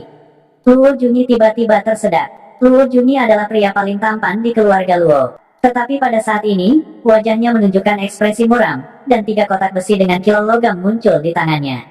10.000 Dewa Guntur Halberd. Ketika putra tertua Luo Zeng dan Luo Junyi, Luo Chengyun bertarung, Luo Chengyun menggunakan Tousan God Thunder Halberd di tangannya untuk berkomplot melawan Luo Zeng. Sekarang, 10.000 Dewa Petir Halberd, yang digunakan oleh ayahnya 10 kali lebih kuat dari 1.000 Dewa Petir. 10.000 Dewa Petir Halberd, ini adalah harta rahasia keluarga Luo. Itu juga merupakan senjata tersembunyi yang diperoleh oleh leluhur keluarga Luo secara kebetulan. Hanya ada 3 dari mereka secara total. Mereka dibawa keluar oleh keluarga Luo sebagai upaya terakhir untuk menghadapi musuh. Mereka belum pernah menggunakannya dalam beberapa ratus tahun terakhir. Tousan God Thunder Halberd adalah salinan dari 10.000 God Thunder Halberd. Kekuatan salinan sudah sangat kuat. Kekuatan 10.000 Dewa Petir Halberd dapat dibayangkan. 3 petir seperti naga dengan cepat mengembun menjadi 3 halberd guntur dan tiba-tiba menyerang tubuh Luo Yan. Begitu kilat masuk, Luo Junyi menatap Luo Yan dengan ganas, tetapi di dalam hatinya, dia berteriak. 3 halberd guntur memasuki tubuh Anda, saya ingin tubuh Anda meledak dan mati. Meledak untukku. Ada bal terbakar di udara. Luo Junyi menatap Luo Yan. Pada saat ini, 3 guntur dan kilat seharusnya mengamuk di tubuhnya. Dia harus meledak dan mati segera. Tapi setelah menunggu lama, sampai bal terbakar yang dibawa oleh petir menghilang, Luo Yan masih seperti orang normal. Luo Junyi telah membayangkan beberapa hasil untuk Luo Yan. Dia mungkin terbelah 2 oleh 10.000 Dewa Petir, atau meledak dan mati, atau dia mungkin diblokir oleh Luo Yan, tetapi dia tidak mengharapkan ini terjadi. Dia mengambil 3 halberd guntur secara langsung, tetapi tidak ada reaksi. Lidah Luo Junyi diikat. Dia ingin berbicara, tetapi dia merasa tidak punya apa-apa untuk dikatakan. Paman ketiga, silakan pergi ke aula seni bela diri. Luo Yan memberi isyarat undangan. Pada saat ini, semua murid keluarga Luo telah berkumpul di aula seni bela diri. Meskipun keluarga Luo sudah menurun, industri ditempati oleh keluarga lain, dan pendapatan keluarga semakin berkurang, keturunan keluarga Luo masih sangat makmur. Di aula seni bela diri yang begitu besar, ada 7 atau 800 murid keluarga Luo berkumpul. Semua murid keluarga Luo mengalihkan pandangan mereka ke platform di ujung balai seni bela diri. Luo Bingkuan, yang dulu membuat orang gemetar hanya dengan pandangan sekilas, sekarang terbaring di peron di ambang kematian. Luo Junyi meringkuk di samping, gemetar tanpa henti. Semua orang tahu bahwa hari ini adalah hari terpenting bagi keluarga Luo. Faktanya, banyak murid keluarga Luo masih tenggelam dalam mimpi. Meskipun mereka selalu membayangkan bahwa suatu hari mereka akan dapat mendorong Luo Bingkuan turun dari posisi patriark, tidak ada yang mengira bahwa hari ini akan datang begitu cepat, begitu sengit, dan begitu tak tertahankan.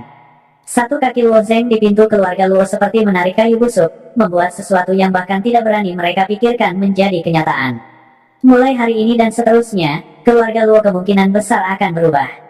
Apa yang membuat para murid keluarga Luo semakin bahagia adalah kekuatan Luo Zeng dan Luo Yan. Dengan kekuatan mereka, mustahil bagi mereka untuk menemukan lawan di Kabupaten Chongyang, dan dengan status mereka saat ini, mereka pasti akan memimpin keluarga Luo menuju kemakmuran, dan banyak murid keluarga Luo pasti akan mendapat manfaat. Pada saat ini, 2 pelayan mendukung Luo Jin yang gemetar dan perlahan-lahan memindahkannya ke atas panggung.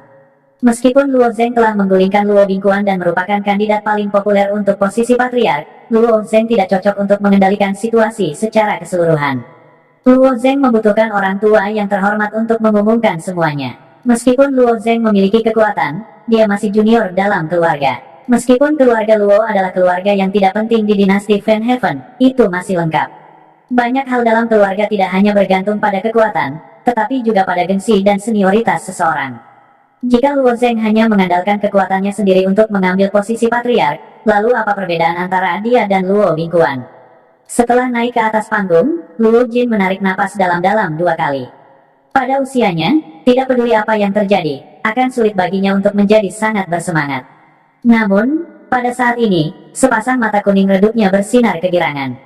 Setelah beristirahat, Luo Jin berkata dengan suara serak, Luo Zheng adalah putra Luo Xiao, putra tertua dari cabang tertua. Adalah tepat dan pantas baginya untuk mewarisi posisi patriark. Namun, Luo Bingguan dan Luo Junyi lebih buruk dari binatang. Mereka berani membunuh patriark kita, Luo Xiao, dan menghasut posisi patriark.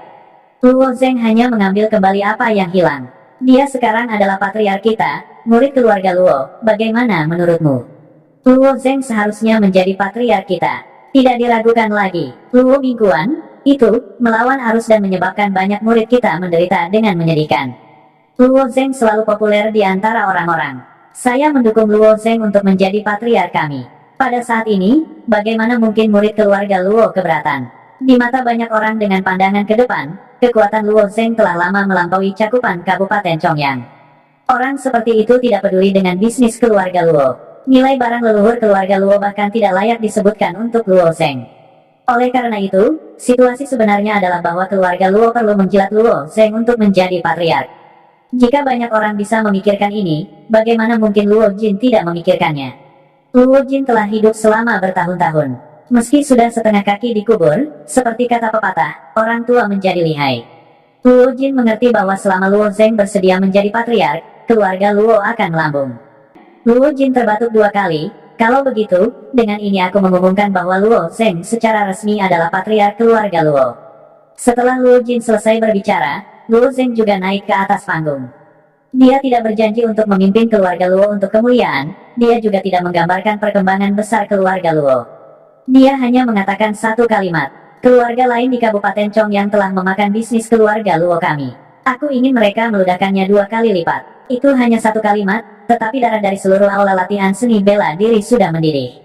Murid keluarga Luo dipermalukan tidak hanya di dalam keluarga, tetapi juga di luar. Namun, mereka hanya bisa memilih untuk bertahan dan bertahan.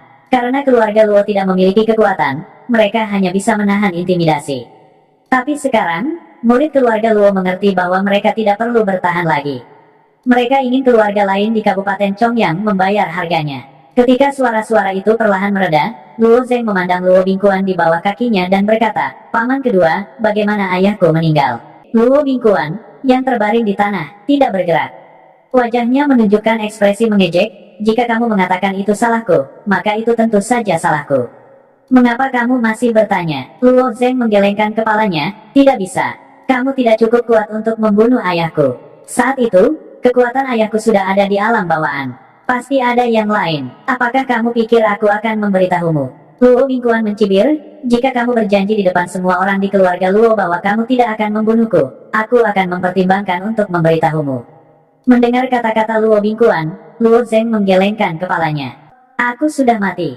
Apakah aku memberitahumu atau tidak? Aku akan mati. Apakah kamu pikir aku sebodoh itu? Luo Bingguan mendengus. Luo Zheng menatap Luo Junyi tanpa ekspresi. Siapa yang tahu bahwa Luo Bingguan akan memperingatkannya? Kakak ketiga, jika kamu memberitahu dia, dia akan segera membunuhmu. Jangan beritahu dia bahkan jika kamu mati. Di bawah peringatan Luo Bingguan, Luo Junyi menutup mulutnya rapat-rapat. Sepertinya dia tidak ingin mengatakan apa-apa. Melihat mereka berdua seperti ini, wajah Luo Zheng menunjukkan sedikit senyuman. Apakah kamu pikir jika kamu tidak memberitahuku, aku tidak akan bisa memaksamu untuk berbicara? Begitu dia selesai berbicara, lonjakan tembus tiba-tiba melesat dari antara alis Luo Zheng ke arah Luo Bingguan. Bagi Luo Zheng, Spirit Stone memiliki 2 kegunaan. Pertama, itu bisa digunakan untuk serangan diam-diam. Itu sangat efektif melawan seniman bela diri yang jiwanya tidak cukup kuat atau yang pertahanan jiwanya tidak cukup kuat. Dalam pertempuran, gangguan sesaat akan berarti kekalahan dan kematian. Kedua, itu bisa digunakan untuk hukuman. Rasa sakit jiwa seseorang yang tertusuk tak terlukiskan. Singkatnya, itu 10 kali lebih menyakitkan daripada rasa sakit fisik. Jika tubuh seseorang menanggung terlalu banyak rasa sakit, otak mereka akan menjadi shock dan pingsan. Namun, jiwa mereka tidak akan pingsan. Desir, spirit Stunton diam-diam menembus otak Luo Bingkuan, menyebabkan dia mengeluarkan erangan teredam. Rasa sakit yang tak tertahankan muncul di wajahnya. Namun, Luo Bingkuan menyadari bahwa jika dia mengungkapkan rahasia ini, dia mungkin akan segera mati. Bagaimanapun, Luo Zeng telah membunuh ayahnya. Kebencian semacam ini tidak bisa diselesaikan. Oleh karena itu, Luo Bingkuan dengan paksa menahan rasa sakit dan tutup mulut. Karena rasa sakit yang tak tertahankan, butiran keringat jatuh dari dahinya. Apakah kamu merasakan rasa sakit seperti ini? Luo Zeng berkata dengan dingin. Luo Bingkuan menggertakkan giginya dan masih tidak berbicara. Tidak apa-apa jika kamu tidak mengatakannya. Tatapan Luo Zeng mendarat di Luo Junyi. Luo Junyi melihat ekspresi sedih Luo Bingkuan dan sudah gemetar ketakutan. Daya tahannya jauh dari Luo Bingkuan. Tanpa menunggu Luo Zeng berbicara, dia segera berkata, saya akan mengatakan, itu adalah keluarga Qi. Ini adalah patriark keluarga Qi, Qi San. Dia secara pribadi membunuh Luo Xiao. Luo Zeng, jangan bunuh aku hanya. Mendengar kata-kata Luo Junyi, Luo Bingkuan menghela nafas dalam hati. Si idiot ini selalu tidak bisa diandalkan. Luo Zeng mengangguk, bagus sekali. Cahaya dingin melintas di tangannya dan dia langsung menuju Luo Junyi. Wajah Luo Junyi pucat dan seluruh tubuhnya gemetar. Namun, ketika pedang itu berjarak sekitar 1 inci dari dahinya, pedang itu segera berubah arah dan langsung menuju Luo Bingkuan. Luo Zeng sebelumnya mengatakan bahwa dia tidak akan membunuh orang-orang keluarga Luo. Bagaimanapun, orang-orang ini adalah saudara darah. Itulah sebabnya Luo Zeng hanya melumpuhkan Luo Peiran di Gunung Api Penyucian, bukan membunuhnya. Namun, hari ini, Luo Zeng tidak punya pilihan selain membunuh Luo Bingkuan. Pertama-tama, dia adalah musuh yang membunuh ayahnya sendiri, apalagi pelaku utamanya. Kedua, kebencian yang dirasakan murid keluarga Luo terhadap Luo Bingkuan sudah dalam. Jika dia tidak membunuh Luo Bingkuan hari ini, mungkin sulit untuk meyakinkan masa. Selain itu, banyak murid keluarga Luo pasti akan merasa sedikit khawatir. Bagaimana jika Luo Bingkuan bangkit lagi suatu hari nanti? Mereka semua akan mengalami perhitungan. Itulah mengapa Luo Bingkuan tidak punya pilihan selain mati. Itu seperti yang dicurigai Luo Zeng. Ketika mereka melihat Luo Bingkuan mati, beberapa orang menarik napas dalam-dalam. Helai demi helai energi jahat tersebar dari mayat Luo Bingkuan. Meskipun dia tahu bahwa Luo Bingkuan mengambil tahanan darah sebagai tuannya dan juga mengolah energi iblis darah, Luo Zeng tidak berharap tubuh Luo Bingkuan memiliki sedikit energi jahat juga. Sepertinya selama periode waktu ini, Luo Bingkuan juga membunuh beberapa orang demi kultivasi. Pada akhirnya, energi jahat yang tersebar dari tubuh Luo Bingkuan mengembun menjadi kristal berwarna darah. 4 kristal berwarna darah sekarang. Luo Zeng menghitung dalam hati. Saat energi jahat terakumulasi, ia harus mengembangkan teknik yang dapat menampilkan energi jahat. Hanya saja, saat ini Luo Zeng masih harus membereskan masalah keluarga Luo. Luo Bingkuan telah dieksekusi, Luo Junyi hanyalah pelaku kedua, kejahatannya tidak pantas dihukum mati. Aku akan menyerahkannya kepada kalian semua untuk ditangani. Besok, aku akan mempersembahkan kurban ke kuburan leluhurku. Setelah dia selesai berbicara, Luo Zeng menyerahkan masalah aula seni bela diri kepada paman ketiga, paman keempat, dan beberapa tetua lainnya untuk ditangani. Dia percaya bahwa mereka akan mampu menanganinya lebih baik dari dia. Mendengar kalimat Luo Zeng, wajah pucat Luo Junyi akhirnya kembali berwarna.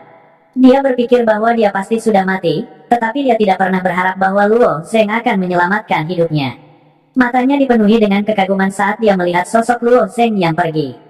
Pengadilan Naga Giok adalah tempat cabang utama keluarga Luo berada. Sejak kematian Luo Xiao dan penurunan cabang utama, Pengadilan Naga Giok telah ditutup dan menjadi area terlarang bagi keluarga Luo. Kadang-kadang, anggota keluarga Luo akan melewati Pengadilan Naga Giok, tetapi mereka hanya akan melihat sekilas. Sangat sedikit orang yang mau melangkahkan kaki ke dalam. Karena kurangnya orang untuk merawatnya, banyak tempat di Jade Dragon Court telah menumbuhkan rumput liar lebih tinggi dari seseorang. Hari ini, lusinan pelayan di keluarga Luo bergegas masuk untuk membersihkan tanah, mencabut rumput liar, dan memangkas bonsai. Mereka sibuk dalam ayunan penuh. Hanya dalam setengah hari, seluruh Pengadilan Naga Giok telah diremajakan. Ketika Luo Zeng dan Luo Yan selesai makan dan kembali ke Pengadilan Naga Giok, mata mereka berbinar. Membersihkan Pengadilan Naga Giok bukanlah perintah Luo Zeng, tetapi tidak ada kekurangan orang-orang seperti itu di keluarga Luo. Begitu Luo Yan memasuki Pengadilan Naga Giok, dia berjalan riang ke ayunan di sudut. Itu adalah ayunan yang sering diduduki Luo Yan ketika dia masih kecil. Namun, selama bertahun-tahun, tali asli di ayunan telah membusuk. 2 tali baru ini diganti dengan 2 tali baru. Setelah duduk di atasnya, Luo Yan berayun di ayunan, membiarkan kedua kakinya yang ramping perlahan berayun di udara. Melihat senyum Luoyan, ini mungkin momen paling bahagianya sejak Luo Zeng dan Luoyan bertemu. Pada akhirnya, Luoyan hanyalah seorang gadis kecil. Karena fisiknya yang istimewa dan bakatnya yang luar biasa, bahunya yang lemah menanggung terlalu banyak hal yang tidak seharusnya dia tanggung. Dan bahkan sekarang, dia belum menyingkirkan hal-hal itu. Meski si Jingtian berjanji pada Luoyan untuk pulang, si Jingtian juga memperingatkan Luo Zeng untuk tidak memikirkan kabur bersama Luoyan. Karena orang itu sudah meninggalkan jejak pada Luoyan. Bahkan jika Luoyan melarikan diri ke ujung bumi, orang itu pasti akan dapat menemukannya. Jika dia melarikan diri dengan Luoyan, itu hanya akan memperburuk keadaan. Faktanya, Luo Zeng awalnya ingin melarikan diri ke Immortal Mansion bersama Luoyan. The Immortal Mansion hanyalah sebuah keberadaan yang Luo Zeng tidak bisa mengerti, tetapi Luo Zeng sekarang hanya pemilik sementara dari Immortal Mansion. Ada banyak hal yang tidak bisa digunakan Luo Zeng sama sekali, dan sulit untuk menjamin keamanan Luoyan yang sebenarnya. Luoyan berayun bola-balik di ayunan, dan cahaya kemasan terakhir dari matahari terbenam menyinari tubuhnya. Dia sangat cantik sehingga seperti lukisan yang tidak bisa diperbaiki. Melihat senyum ceria saudara perempuannya, Luo Zeng mengepalkan tinjunya dan diam-diam bersumpah dalam hatinya bahwa bahkan jika itu berarti mempertaruhkan nyawanya, dia harus melindunginya. Luo Zeng tidak tahu bahwa surga memiliki takdirnya sendiri. Semuanya ditakdirkan untuk menjadi kesengsaraan dalam perjalanan, dan Luoyan adalah pelita yang membimbing Luo Zeng sepanjang jalan. Pagi-pagi keesokan harinya, para tetua klan mengikuti Luo Zeng ke atas gunung. Ada sebuah gunung kecil di halaman belakang keluarga Luo, yang juga merupakan tanah yang diberkati. Batu nisan berdiri dengan tenang di sini. Ini adalah pemakaman keluarga Luo, tempat leluhur keluarga Luo tidur. Menyembah gunung, menyembah leluhur. Sebagai kepala baru keluarga Luo, prosedur ini harus diikuti. 3 batang dupa bambu dinyalakan, dan Luo Zeng dengan lembut memegangnya di tangannya. Dia membungkuk 3 kali di depan makam ayahnya, dan setelah mempersembahkan dupa dan menyembah leluhur, dia meninggalkan pemakaman keluarga Luo. Mata Luo Zeng secara bertahap mulai mengungkapkan niat membunuh yang dingin. Beberapa orang di Kabupaten Chongyang harus mati. Pada saat yang sama, di Kabupaten Chongyang, di sebuah ruangan di lantai tertinggi Menara Bulan Sabit, 5 atau 6 orang sedang duduk mengelilingi sebuah meja, tampaknya mendiskusikan sesuatu yang sangat penting. Kelima orang ini adalah kepala dari 5 klan teratas di Kabupaten Chongyang. Huang, Qi, He, Zhang, dan Chen. Saat ini, semua tambang, toko, dan rumah judi di Kabupaten Chongyang berada di bawah kendali mereka. Sebelumnya, keluarga Luo menduduki peringkat pertama, tetapi karena penurunan bertahap dari keluarga Luo, perlahan-lahan turun dari pertama ke keenam. Properti keluarga Luo ditelan oleh 5 klan ini, dan keluarga Luo telah menjadi peran kecil yang dapat dibuang. Luo Zeng harus mati, putraku, Huang Xing, dibunuh olehnya. Apakah dia benar-benar berpikir bahwa hanya karena dia didukung oleh Sekte Awan Biru, dia dapat melakukan apapun yang dia inginkan? Orang yang memimpin meja bundar saat ini sedang mendidih karena marah. Dia adalah kepala keluarga Huang Chen, dan juga ayah Huang Xing. Huang Chen memiliki banyak anak, tetapi Huang Xing adalah putra sulungnya, dan juga putra paling berbakatnya. Awalnya, dia ingin mengasuh putra ini dengan sekuat tenaga, tetapi dia tidak menyangka bahwa ketika Luo Zeng kembali ke keluarga Luo, Huang Xing secara misterius akan terlibat dalam perselisihan keluarga Luo, dan dibunuh oleh Luo Zeng. Bagaimana Huang Chen bisa mentolerir ini? Saya juga berpikir bahwa Luo Zeng harus mati, tetapi bagaimana kita menghadapinya? Saya mendengar bahwa para tahanan darah, yang dicari oleh pihak berwenang di mana-mana, semuanya mati di tangan Luo Zeng. Huang Chen, Anda harus bersih dari darah, kekuatan tahanan, kan? Kata Qiyusan dengan wajah penuh melankolis. Pada saat ini, orang yang paling takut sebenarnya adalah Qiyusan. Meskipun kepala keluarga lainnya juga takut pada Luo Zeng, paling-paling, mereka hanya perlu memuntahkan harta yang telah ditelan keluarga Luo, dan Huang Chen juga dapat memilih untuk menanggung rasa sakit kehilangan putranya, dan menelan kemarahan ini. Dan Qiyusan adalah orang yang secara pribadi membunuh Luo Xiao. Sekarang Luo Bingkuan dieksekusi, Luo Junyi adalah seorang pengecut, dan kemungkinan besar telah mengungkapkan dirinya. Kamu ingin kami meludahkan aset keluarga Luo? Bermimpilah. Patriark keluarga Chen memarahi dengan dingin. Sumber daya Kabupaten Chongyang terbatas. Jika saya memiliki lebih banyak, maka Anda akan memiliki lebih sedikit, jadi semua orang menawar sumber daya, dan tidak mau menyerah. Itulah mengapa ketika Qiyusan bersekongkol untuk membunuh Luo Xiao, dia secara alami menerima cukup banyak aset keluarga Luo. Begitulah cara mereka menjadi keluarga terbesar kedua di Kabupaten Chongyang, kedua setelah keluarga Huang. Tetapi keluarga Chen, keluarga He dan keluarga Zhang juga menerima sedikit manfaat, dan pada saat itu, mereka secara alami tidak ingin memuntahkannya. Setiap keluarga memiliki aset besar, dengan begitu banyak orang mengikuti para leluhur ini untuk makan daging dan minum sup. Jika mereka mengembalikan aset keluarga Luo, itu sama saja dengan memotong daging mereka. Qi Yusan sebenarnya ingin mengembalikannya, tetapi dia sangat jelas bahwa bahkan jika dia melakukannya, Luo Zheng tidak akan membiarkannya pergi. Pada saat ini, dia secara alami menghasut keluarga besar lainnya untuk melawan Luo Zheng. Benar, kekuatan keluarga Luo tidak cukup. Aset keluarga Luo secara alami akan diambil oleh kita. Saat ini, hanya dengan dia saja, tidak realistis untuk ingin mengambil kembali semua ini. Tapi bagaimana kita akan menghadapinya? Dengan Luo Zheng, dia mampu mengalahkan tahanan darah. Mungkin dia mengandalkan keberuntungan. Tahanan darah terluka parah, atau mungkin karena luka-lukanya, kekuatannya hanya 10% atau 20% dari kekuatan aslinya. Kalah dari Luo Zheng bukanlah hal yang aneh, lagi pula dia hanyalah bentuk kehidupan Xiantian. Bagaimana dia bisa bertarung melawan begitu banyak dari kita? Patriark keluarga He menganalisis. Mereka memang mewaspadai kekuatan Luo Zheng. Begitu Patriark keluarga He berkata demikian, para leluhur lainnya mulai menganalisis kekuatan Luo Zheng yang sebenarnya, dan analisis mereka sangat jelas dan logis. Kesimpulan terakhir adalah bahwa tidak mungkin bagi ahli tahap ketiga Xiantian untuk mengalahkan tahanan darah, dan tahanan darah terluka parah dan melarikan diri. Jadi kekuatannya kemungkinan besar hanya 10% dari kekuatan aslinya, dan ini juga alasan mengapa Luo Zheng mampu mengalahkan tahanan darah. Kalau begitu, aku harus mengambil nyawa kecil itu. Mata Huang Chen bersinar dengan sedikit niat membunuh. Di antara sedikit orang yang hadir, dia adalah yang terkuat, dan juga patriark yang paling percaya diri. Dengan patriark keluarga Huang yang memimpin, jika kita bergabung, kecil itu pasti bukan lawan kita. Qi Yusan segera mengikuti di belakang dan berkata, ya, keluarga Luo harus ditekan. Pria kecil itu memiliki prestasi seperti itu di usia yang sangat muda, jika kita membiarkannya. Di masa depan, ketika dia tumbuh, beberapa keluarga besar kita, saat patriark keluarga He berbicara, tiba-tiba terdengar tawa dari luar rumah. Menara bulan baru adalah milik keluarga Huang, dan sebelum pertemuan itu, Huang Chen telah menginstruksikan para pelayan menara bulan bintang untuk tidak membiarkan siapapun masuk. Pada saat itu, sebenarnya ada seseorang yang tertawa di luar. Huang Chen mengerutkan kening, dan berteriak, siapa itu? Menarik, menarik, lebih baik datang di waktu yang tepat daripada datang lebih awal. Aku masih berencana untuk mencari kalian semua satu persatu, tapi aku tidak menyangka kalian semua sudah berkumpul. Begitu suara itu jatuh, sebuah lubang besar yang rapi muncul di jendela, dan sesosok muncul dari lubang itu. Orang ini memiliki alis yang tajam dan mata yang cerah, dan sangat tampan. Itu Luo Zheng. Melihat Luo Zheng benar-benar berani datang menemuinya secara langsung, mata Qi Yusan berkedut. Dia punya firasat bahwa beberapa masalah besar akan terjadi hari ini. Mendengar kata-kata Luo Zheng, bagaimana mungkin beberapa leluhur tidak memahami identitas pria kecil ini? Luo Zheng, aku tidak pergi mencarimu, tetapi kamu benar-benar berani menyerahkan dirimu secara pribadi kepadaku.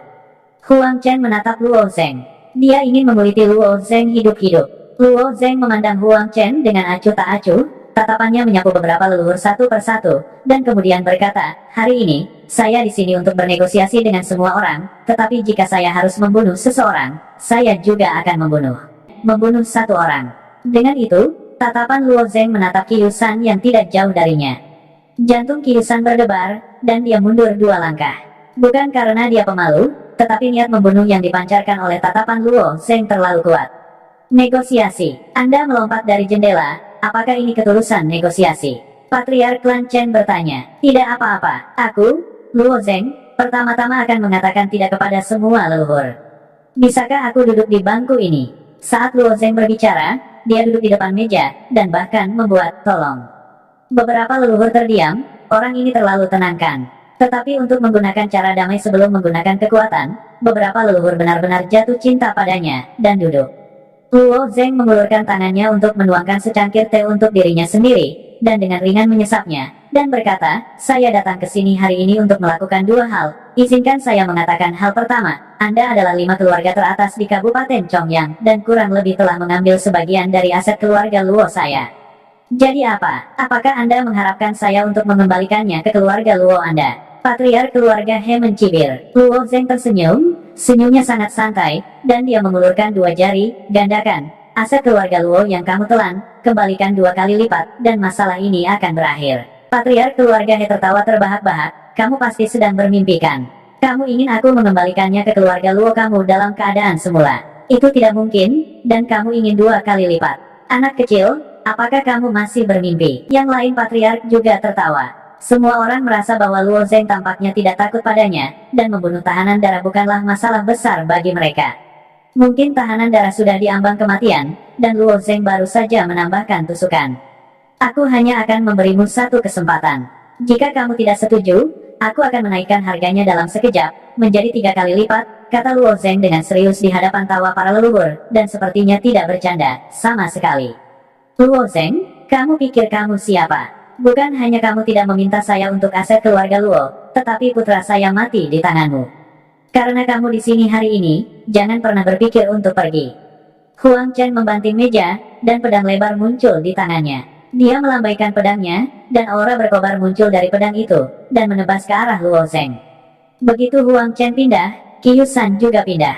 Senjata Qiusan adalah senjata tersembunyi yang terdiri dari setengah seruling dan setengah belati. Pikiran Qiusan sangat lincah, dan dia memiliki firasat bahwa Luo Zeng tidak biasa. Kalau tidak, bagaimana dia berani menerobos masuk saat ini? Oleh karena itu, segera setelah Huang Chen pindah, Qiusan ingin bergabung dengan Huang Chen untuk membunuh Luo Zeng dalam sekejap. Selama Luo Zeng mati, semuanya akan baik-baik saja. Sayangnya, perbedaan antara kekuatan mereka dan Luo Zeng terlalu besar. Ketika Luo Zeng keluar dari Immortal Mansion dan baru saja melangkah ke alam bentuk kehidupan Xiantian, dia sudah bisa langsung membunuh murid keluarga aristokrat tahap ke-8 dan ke-9 Xiantian.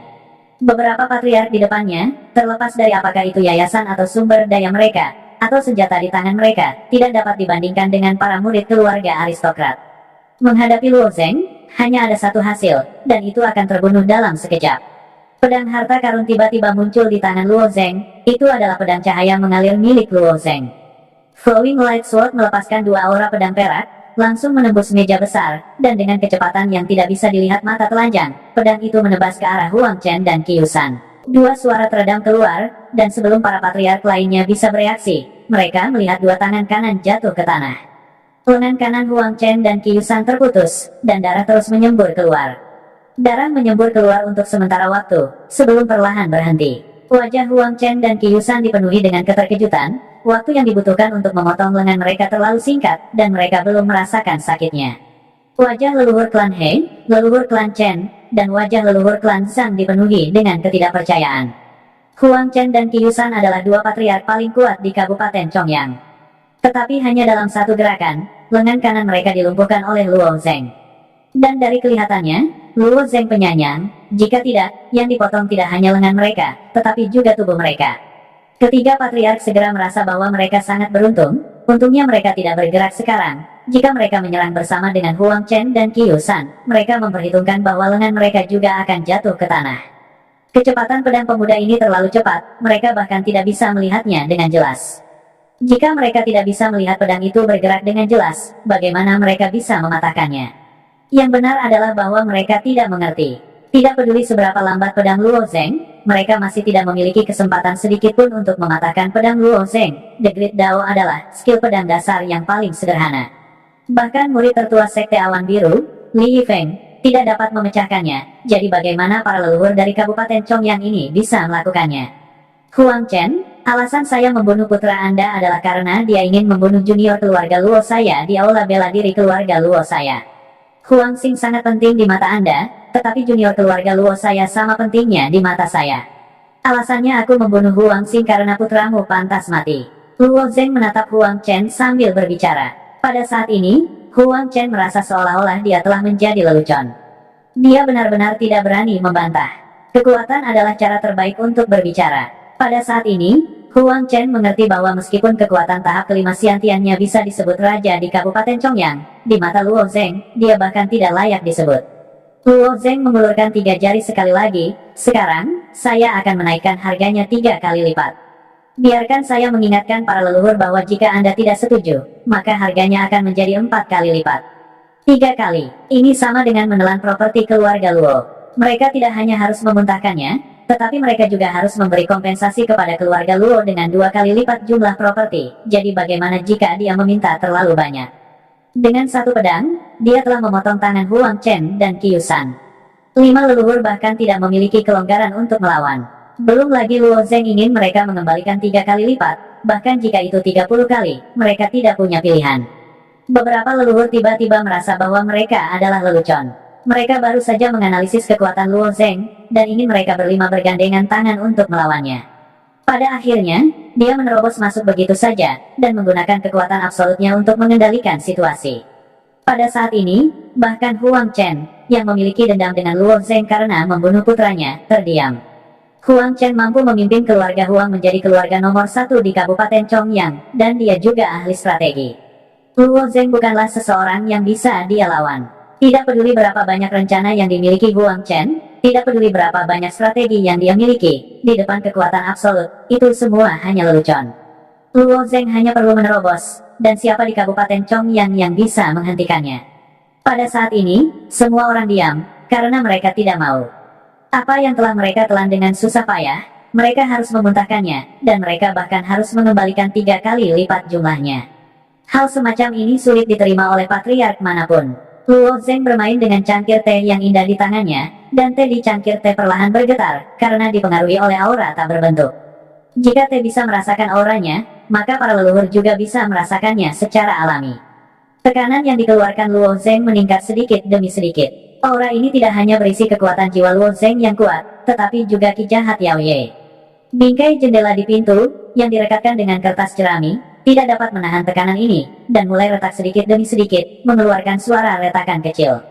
Para leluhur bisa merasakan ki jahat yang kental di aura ini, dan tenggorokan mereka menjadi kering, mereka menjadi gelisah, dan napas mereka juga menjadi tergesa-gesa. Aku akan memberimu 10 napas lagi, atau harganya akan naik 4 kali lipat, kata Luo Zeng acuh tak acuh. Pada saat ini, air di cangkir teh di tangannya tampak mendidih, dan tetesan kecil air terus melompat keluar. Saya setuju. Keluarga Zhang bersedia mengembalikan properti keluarga Luo dan memberi kami kompensasi 3 kali lipat dari jumlah aslinya. Patriark keluarga Zhang akhirnya tidak tahan lagi. Saya juga setuju, keluarga He bersedia memberikan kompensasi kepada kami. Kami akan menyerahkan tambang, kios judi, dan semua properti lainnya. Patriark keluarga He berkata dengan gigi terkatup. Leluhur ini tidak bisa bertahan lebih lama lagi, tetapi mereka semua bertahan. Selama salah satu dari mereka mundur, yang lain tidak akan bisa bertahan.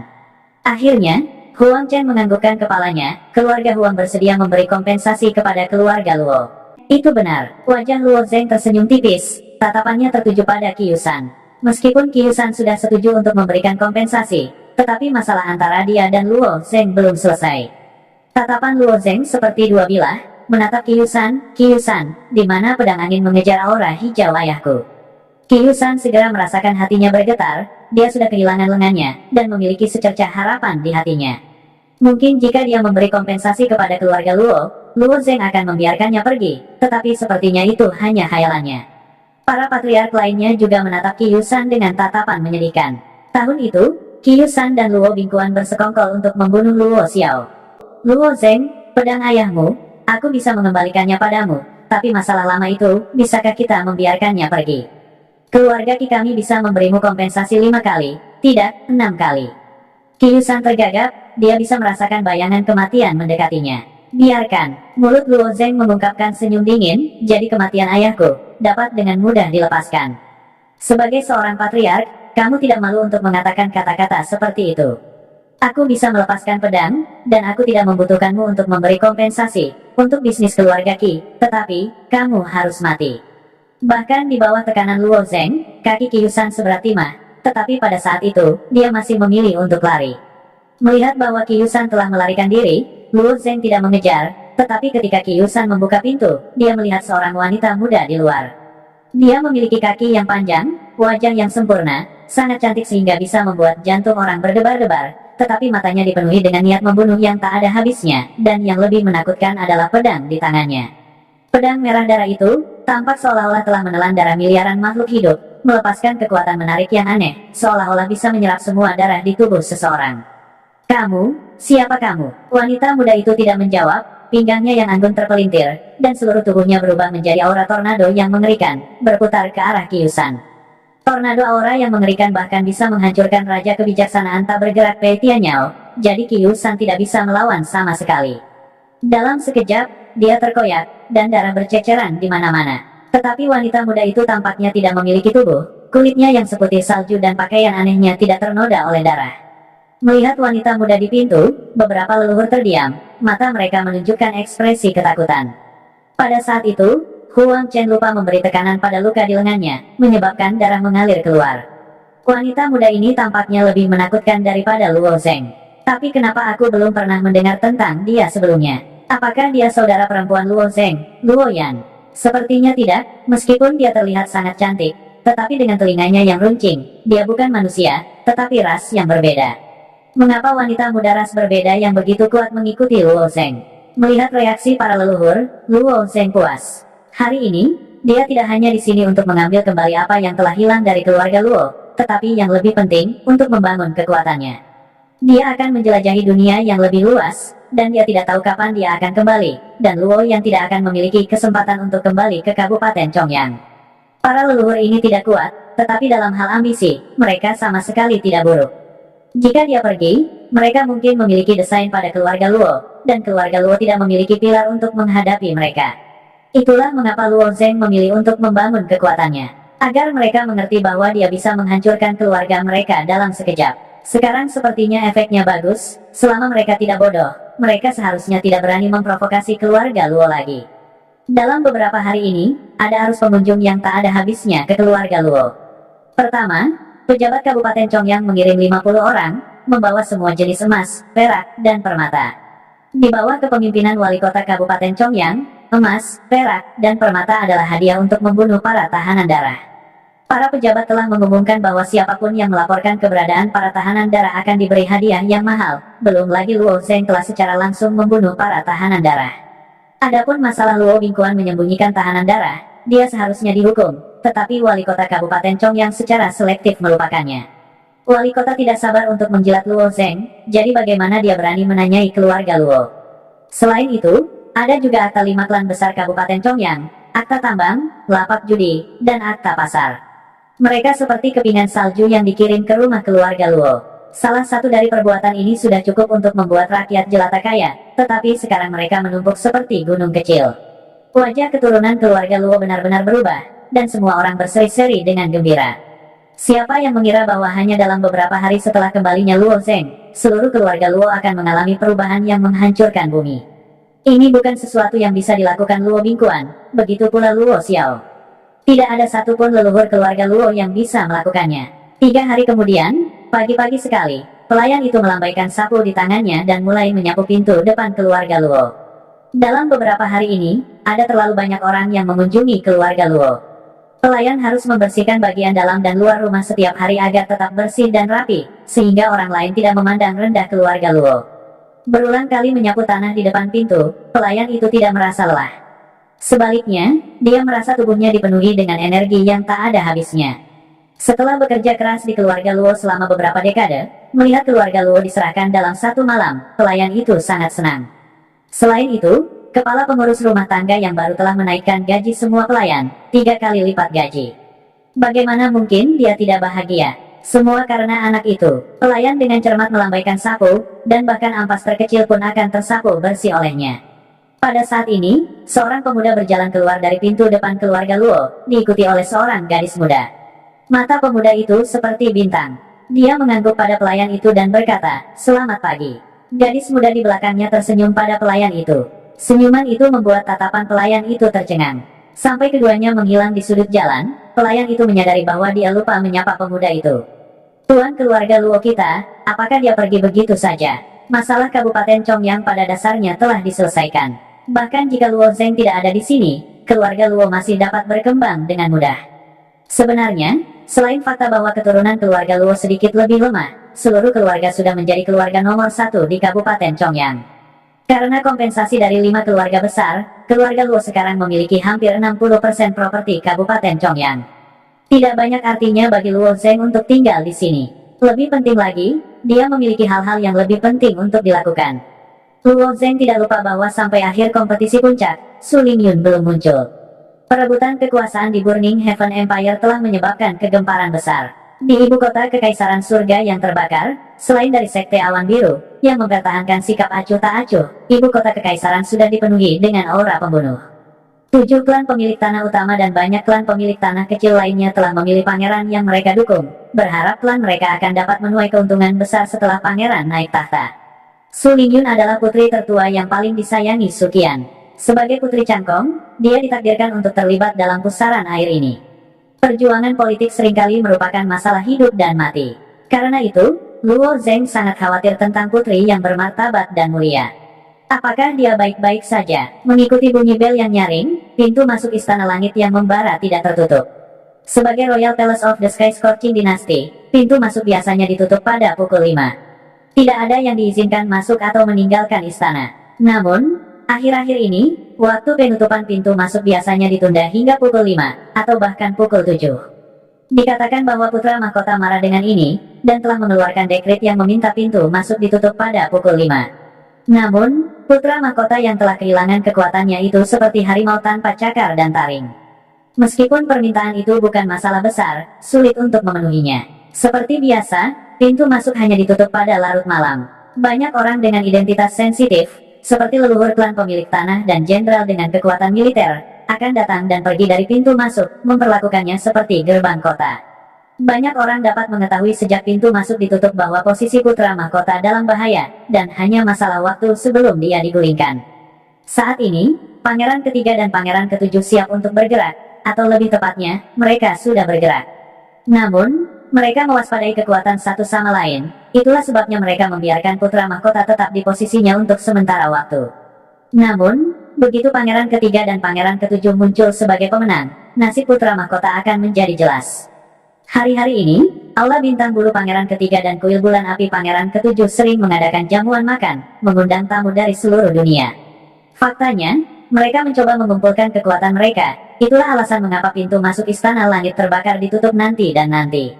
Luo Zheng hanya bertanya secara kasar tentang situasi Sky Scorching Palace, tetapi banyak hal diselimuti kabut dan dia tidak bisa melihat dengan jelas.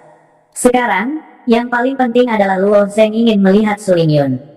Siapa yang akan menjadi kaisar dinasti yang membakar langit, dan apakah putra mahkota akan digulingkan atau tidak, Luo Zheng tidak peduli. Luo Zheng tiba di pintu masuk istana, dan saat dia akan masuk, beberapa pengawal kekaisaran menghalangi jalannya. Berhenti, ini halaman terlarang istana kekaisaran. Jika Anda ingin masuk, Anda harus memberitahu kami terlebih dahulu. Siapa Anda? Tolong tunjukkan kartu nama Anda, dan siapa yang Anda cari. Seorang instruktur pengawal kekaisaran bertanya dengan acuh tak acuh. Mereka yang berani memasuki istana kekaisaran semuanya mewakili kekuatan yang kuat, dan orang-orang biasa tidak memiliki keberanian untuk berdiri di sini. Oleh karena itu, meskipun Luo Zheng hanya memiliki kekuatan tahap ketiga Xiantian, perilaku instruktur pengawal kekaisaran dianggap sopan. Luo Zheng menangkupkan tangannya dan berkata, "Saya ingin mengunjungi Putri Cangkong. Saya tidak memiliki kartu nama, saya hanya memiliki kartu murid Sekte Awan Biru." Luo Zheng, instruktur pengawal kekaisaran melirik kartu murid. Meskipun Sekte Awan Biru adalah tanah suci seni bela diri, tetapi murid luar biasa dan bahkan murid dalam tidak memenuhi syarat untuk memasuki istana surga yang terbakar, tetapi Luo Zheng berbeda. Sebagai juara kompetisi puncak Blue Cloud Sect, ketenaran Luo Zheng tidak hanya menyebar di Blue Cloud Sect, tetapi juga di antara keluarga bangsawan besar dan kecil, dan bahkan di antara orang-orang biasa, banyak orang tahu namanya. Dan instruktur pengawal kekaisaran ini adalah orang yang ditempatkan di pengawal kekaisaran oleh pangeran ketiga, dan instruktur pengawal kekaisaran sangat jelas bahwa pangeran ketiga membutuhkan tenaga kerja. Sekte Awan Biru adalah kekuatan terbesar di dinasti pembakaran surga. Bahkan dapat dikatakan bahwa selama Sekte Awan Biru campur tangan, si Jingtian dapat menjadikan siapapun yang dia inginkan menjadi kaisar. Namun, Blue Cloud Sect tidak berpartisipasi dalam perjuangan politik kali ini. Terlepas dari apakah itu Master Sekte, Sesepuh, atau Master Spiritual, mereka semua sangat tertutup tentang perjuangan politik ini, dan tidak mau campur tangan. Oleh karena itu, pangeran ketiga tidak dapat memanjat kekuatan Sekte Awan Biru tidak peduli seberapa keras dia berusaha. Namun, kabar baiknya adalah bahwa pangeran ketujuh juga tidak bisa mendapatkan dukungan dari Sekte Awan Biru. Karena dia tidak bisa memenangkan hati para tetua Sekte Awan Biru, dia tidak bisa melepaskan murid-murid Sekte Awan Biru. Setelah kompetisi puncak berakhir, pangeran ketiga telah mengirimkan undangan sesuai dengan daftar nama, dan undangan untuk 100 teratas dari peringkat Awan Biru pada dasarnya telah dikirim. Di sisi lain, sebagai peringkat pertama di Ascension Rankings, Luo Zheng secara alami adalah salah satu undangan, dan dia adalah yang paling penting. Lagi pula, ada banyak murid dari klan Xi di antara 100 teratas dari peringkat Ascension. Misalnya, Pei Tianyao adalah anggota klan Pei Sungai Wei, dan klan Pei telah memilih untuk mendukung pangeran ketujuh, jadi tentu saja tidak mungkin bagi Pei Tianyao untuk memenangkan Luo Zheng. Namun, Luo Zheng adalah seorang murid yang lahir dari rakyat jelata, dan dia tidak memiliki dukungan dari klan Xi. Selain itu, dia adalah yang pertama di kompetisi puncak. Dengan kekuatan seperti itu, masa depannya tidak terbatas, jadi dia secara alami adalah orang yang menjadi fokus pangeran ketiga untuk menang. Sayangnya, Luo Zheng tampaknya telah meninggalkan Sekte Awan Biru setelah kompetisi puncak, dan pangeran ketiga secara pribadi mengirim seseorang untuk mengundang Luo Zheng, tetapi mereka tidak dapat menemukan Luo Zheng. Pada saat ini, hati instruktur tentara kekaisaran tersentak ketika dia mendengar kata-kata Luo Zheng. Jika saya membawa Luo Zheng ke pangeran ketiga, bukankah itu akan menjadi jasa besar? Oleh karena itu, ekspresi instruktur tentara kekaisaran menjadi lebih penuh perhatian dan sopan. Di matanya, Luo Zheng telah menjadi jasa yang hebat. Ini Tuan Muda Luo Zheng. Tolong lewat sini. Instruktur tentara kekaisaran tersenyum. Melihat instruktur tentara kekaisaran tiba-tiba bersikap sangat sopan, wajah Luo Zheng menunjukkan ekspresi yang tidak bisa dijelaskan. Namun, dia tidak tahu bahwa tidak hanya anak buah pangeran ketiga di tentara kekaisaran, tetapi juga anak buah pangeran ketujuh. Jika anak buah pangeran ketujuh menemukan Luo Zheng, dia takut dia tidak akan bisa menghindari pertengkaran. Selama periode waktu ini, kedua pangeran berjuang untuk kekuatan mereka sendiri, dan hal semacam ini bukanlah yang pertama kali terjadi. Meskipun Luo Zheng tidak tahu apa yang sedang dilakukan oleh instruktur tentara kekaisaran, dia tidak terbiasa dengan istana langit yang terbakar. Bukan ide yang buruk untuk memiliki seseorang untuk memimpin. Oleh karena itu, di bawah bimbingan instruktur tentara kekaisaran, Luo Zheng maju di sepanjang jalan berliku di istana. Setelah berjalan sebentar, Luo Zheng melihat cahaya terang di depannya, dan ada banyak suara yang datang dari kejauhan. Selain itu, ia juga mendengar suara gong dan kendang, seperti ada yang bernyanyi. Saat dia berjalan mendekat, Luo Zheng melihat sebuah plakat dengan kata-kata Feather Star Hall tertulis di atasnya. Apakah ini kediaman Putri Cangkong? Luo Zheng bertanya dengan cemberut. Instruktur tentara kekaisaran tersenyum dan berkata, Tuan Muda Luo Zheng akan tahu begitu Anda masuk. Jika Anda ingin melihat yang mulia, Anda mungkin harus mendapatkan izin dari orang di dalam. Dapatkan izin dari orang di dalam. Siapa orang itu? Sebelum Luo Zheng dapat berbicara, dia mendengar instruktur tentara kekaisaran berkata kepada orang-orang di dalam aula bintang bulu. Cepat pergi dan beritahu mereka bahwa Luo Zheng dari Sekte Awan Biru ada di sini untuk berkunjung. Tidak lama kemudian, sekelompok orang berjalan keluar dari Feather Star Hall. Orang yang memimpin mengenakan mahkota giok emas ungu dan jubah kuning dengan pola piton. Dia bergegas dengan tergesa-gesa. Orang ini memancarkan keagungan besar dengan setiap gerakan, seolah-olah dia dilahirkan untuk menjadi superior. Bahkan jika dia menurunkan posturnya, itu memberi orang perasaan bahwa dia sedang melihat mereka dari atas. Jadi kakak Luo Zheng yang datang berkunjung. Maaf karena tidak menyambutmu lebih awal. Senang bertemu denganmu. Orang itu tertawa terbahak-bahak. Anda, Luo Zheng mengerutkan kening, wajahnya menunjukkan ekspresi tidak senang. Dia di sini untuk mencari Su Lingyun. Siapa orang ini? Saya adalah pangeran ketiga, Su Rui. Kebetulan saya telah mengatur jamuan makan hari ini. Saudara Luo Zheng, silakan masuk. Su Rui sangat senang saat ini. Dia telah mengundang Luo Zheng beberapa kali, tetapi dia tidak dapat mengundang Buddha yang agung ini. Dia tidak menyangka Luo Zheng akan datang mencarinya. Pangeran ketiga, jika itu adalah orang biasa di antara orang-orang biasa, mereka pasti akan bersujud 9 kali dan berteriak, hidup kaisar, ketika mereka melihat seseorang dari keluarga kerajaan. Namun, seniman bela diri tidak akan secara kaku mematuhi ini. Harus diketahui bahwa seniman bela diri hanya menghormati yang kuat. Jadi bagaimana jika kaisar Anda memiliki ribuan pasukan dan kuda?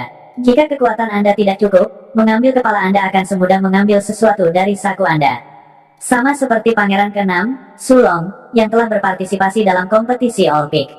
Namun, dia tersingkir di tengah kompetisi All Pick. Sulong tidak diberi perlakuan istimewa karena statusnya sebagai seorang pangeran. Karena Su Rui sangat perhatian, dia pasti memiliki niat untuk mengikat Luo Zheng. Namun, Luo Zheng tidak berniat untuk berpartisipasi dalam pusaran politik Istana Surga yang terbakar, jadi dia segera berkata, Pangeran ketiga, saya tidak datang ke Istana Surga yang terbakar untuk mengunjungi Anda. Saya di sini untuk mencari Yang Mulia Putri Cangkong. Mendengar kata-kata Luo Zheng, ekspresi Su Rui sedikit membeku. Beberapa orang di samping Su Rui mulai berteriak, Yang Mulia Pangeran ketiga kami mengundang Anda karena dia sangat menghargai Anda. Dia tidak peduli siapa yang Anda kunjungi di sini. Saya belum pernah melihat orang yang begitu sombong, jangan beri dia muka. Apakah kamu benar-benar berpikir bahwa kamu adalah seseorang yang penting? Surui memberi isyarat untuk menghentikan beberapa orang di belakangnya berbicara. Senyum di wajahnya menjadi lebih lebar, Yang Mulia Putri saat ini sedang beristirahat di istana Xiao Mingnya. Jika Anda ingin melihatnya, saya dapat membantu Anda mengundangnya. Luo Zeng menilai beberapa orang di belakang Surui dengan dingin. Sebagian besar dari mereka adalah makhluk hidup alam Xiantian, dan ada 2 atau 3 yang baru saja memasuki alam refleksi surgawi. Dia kemudian berkata tanpa ekspresi, baiklah, saya akan menunggu Yang Mulia Putri di sini. Cerita bersambung, terima kasih yang telah menonton. Jangan lupa like, comment, and subscribe, karena subscribe itu gratis.